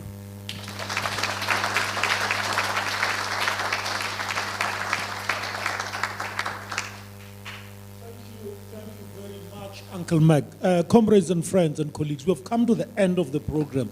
Apologies, I stretched it to about 20 minutes. We were supposed to be off at 7, but it was not a waste of time. There is no single second I regret.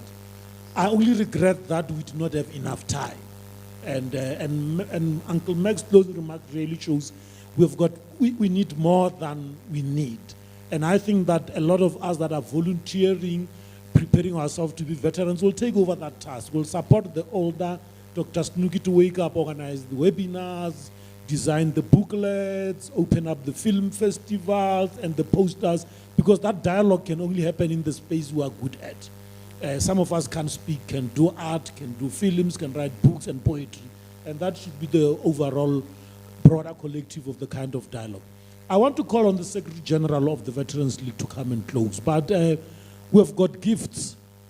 Very, very biased, I know the Veterans League, it's not a platform for selling any products, but we've got gifts to Comrade Meg, to Comrade Snooki, and to the participants. And it's a book. It's a book about the military occupation of Tefluop in 1986. I'm saying it's selling because that's where I studied. When Tefluop had more soldiers than students. There were 14,000 soldiers on campus and about 9,000 learners. And I'm from Mangwen Township. So you could imagine. It's written by a comrade that might have left. He was in the TEF SRC, Comrade N.S. Kosa, but I'm told he left the gifts here. What happened to the gift?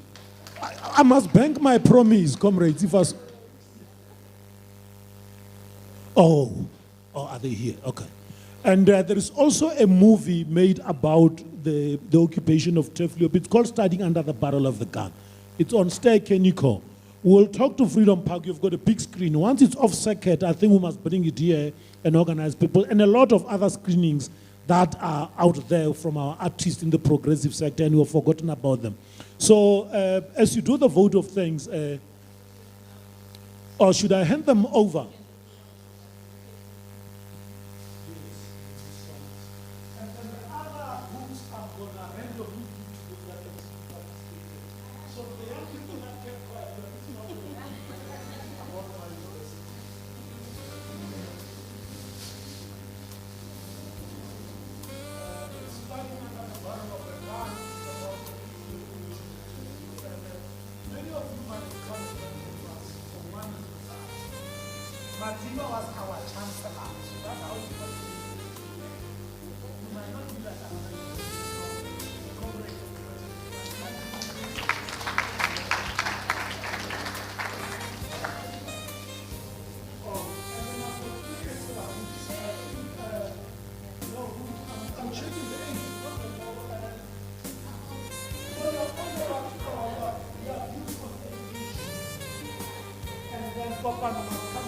our storyteller. Then the fifth book, I don't know, I'll give it to the SG of the Youth League. Okay? Comrade Baby Chawa, Elena from Morris Isaacson. Morris Isaacson. I'm inspired by that school. It's just that I went to Whitty High. But find time to read the book about, yes, indeed. Thank you very much. And then, of course, our storyteller. Yeah, congratulations, a good read.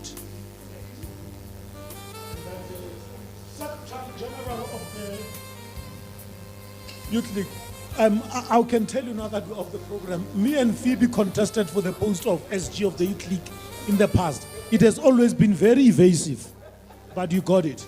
Here is the book. Can I call now Paul the SG to come and do a vote of thanks? And I'll not be coming back to the stage, but once again, thank you very much, comrades. And I look forward to continuing to work in my home, which is the African National Congress. Thanks very much, Comrade Blessing. It's going to be a very quick one because of the constraints of time. But we've been requested to thank all the participants.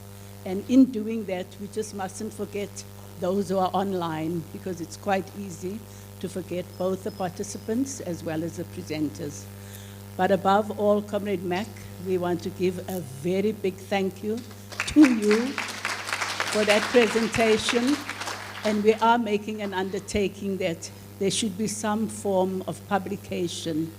I don't want to repeat all the messages that you put through there, but it's absolutely critical. We are saying to young people, Comrade Tsakani, we are saying to you, and she knows that we are together all the time in our forums, that we are handing over the baton.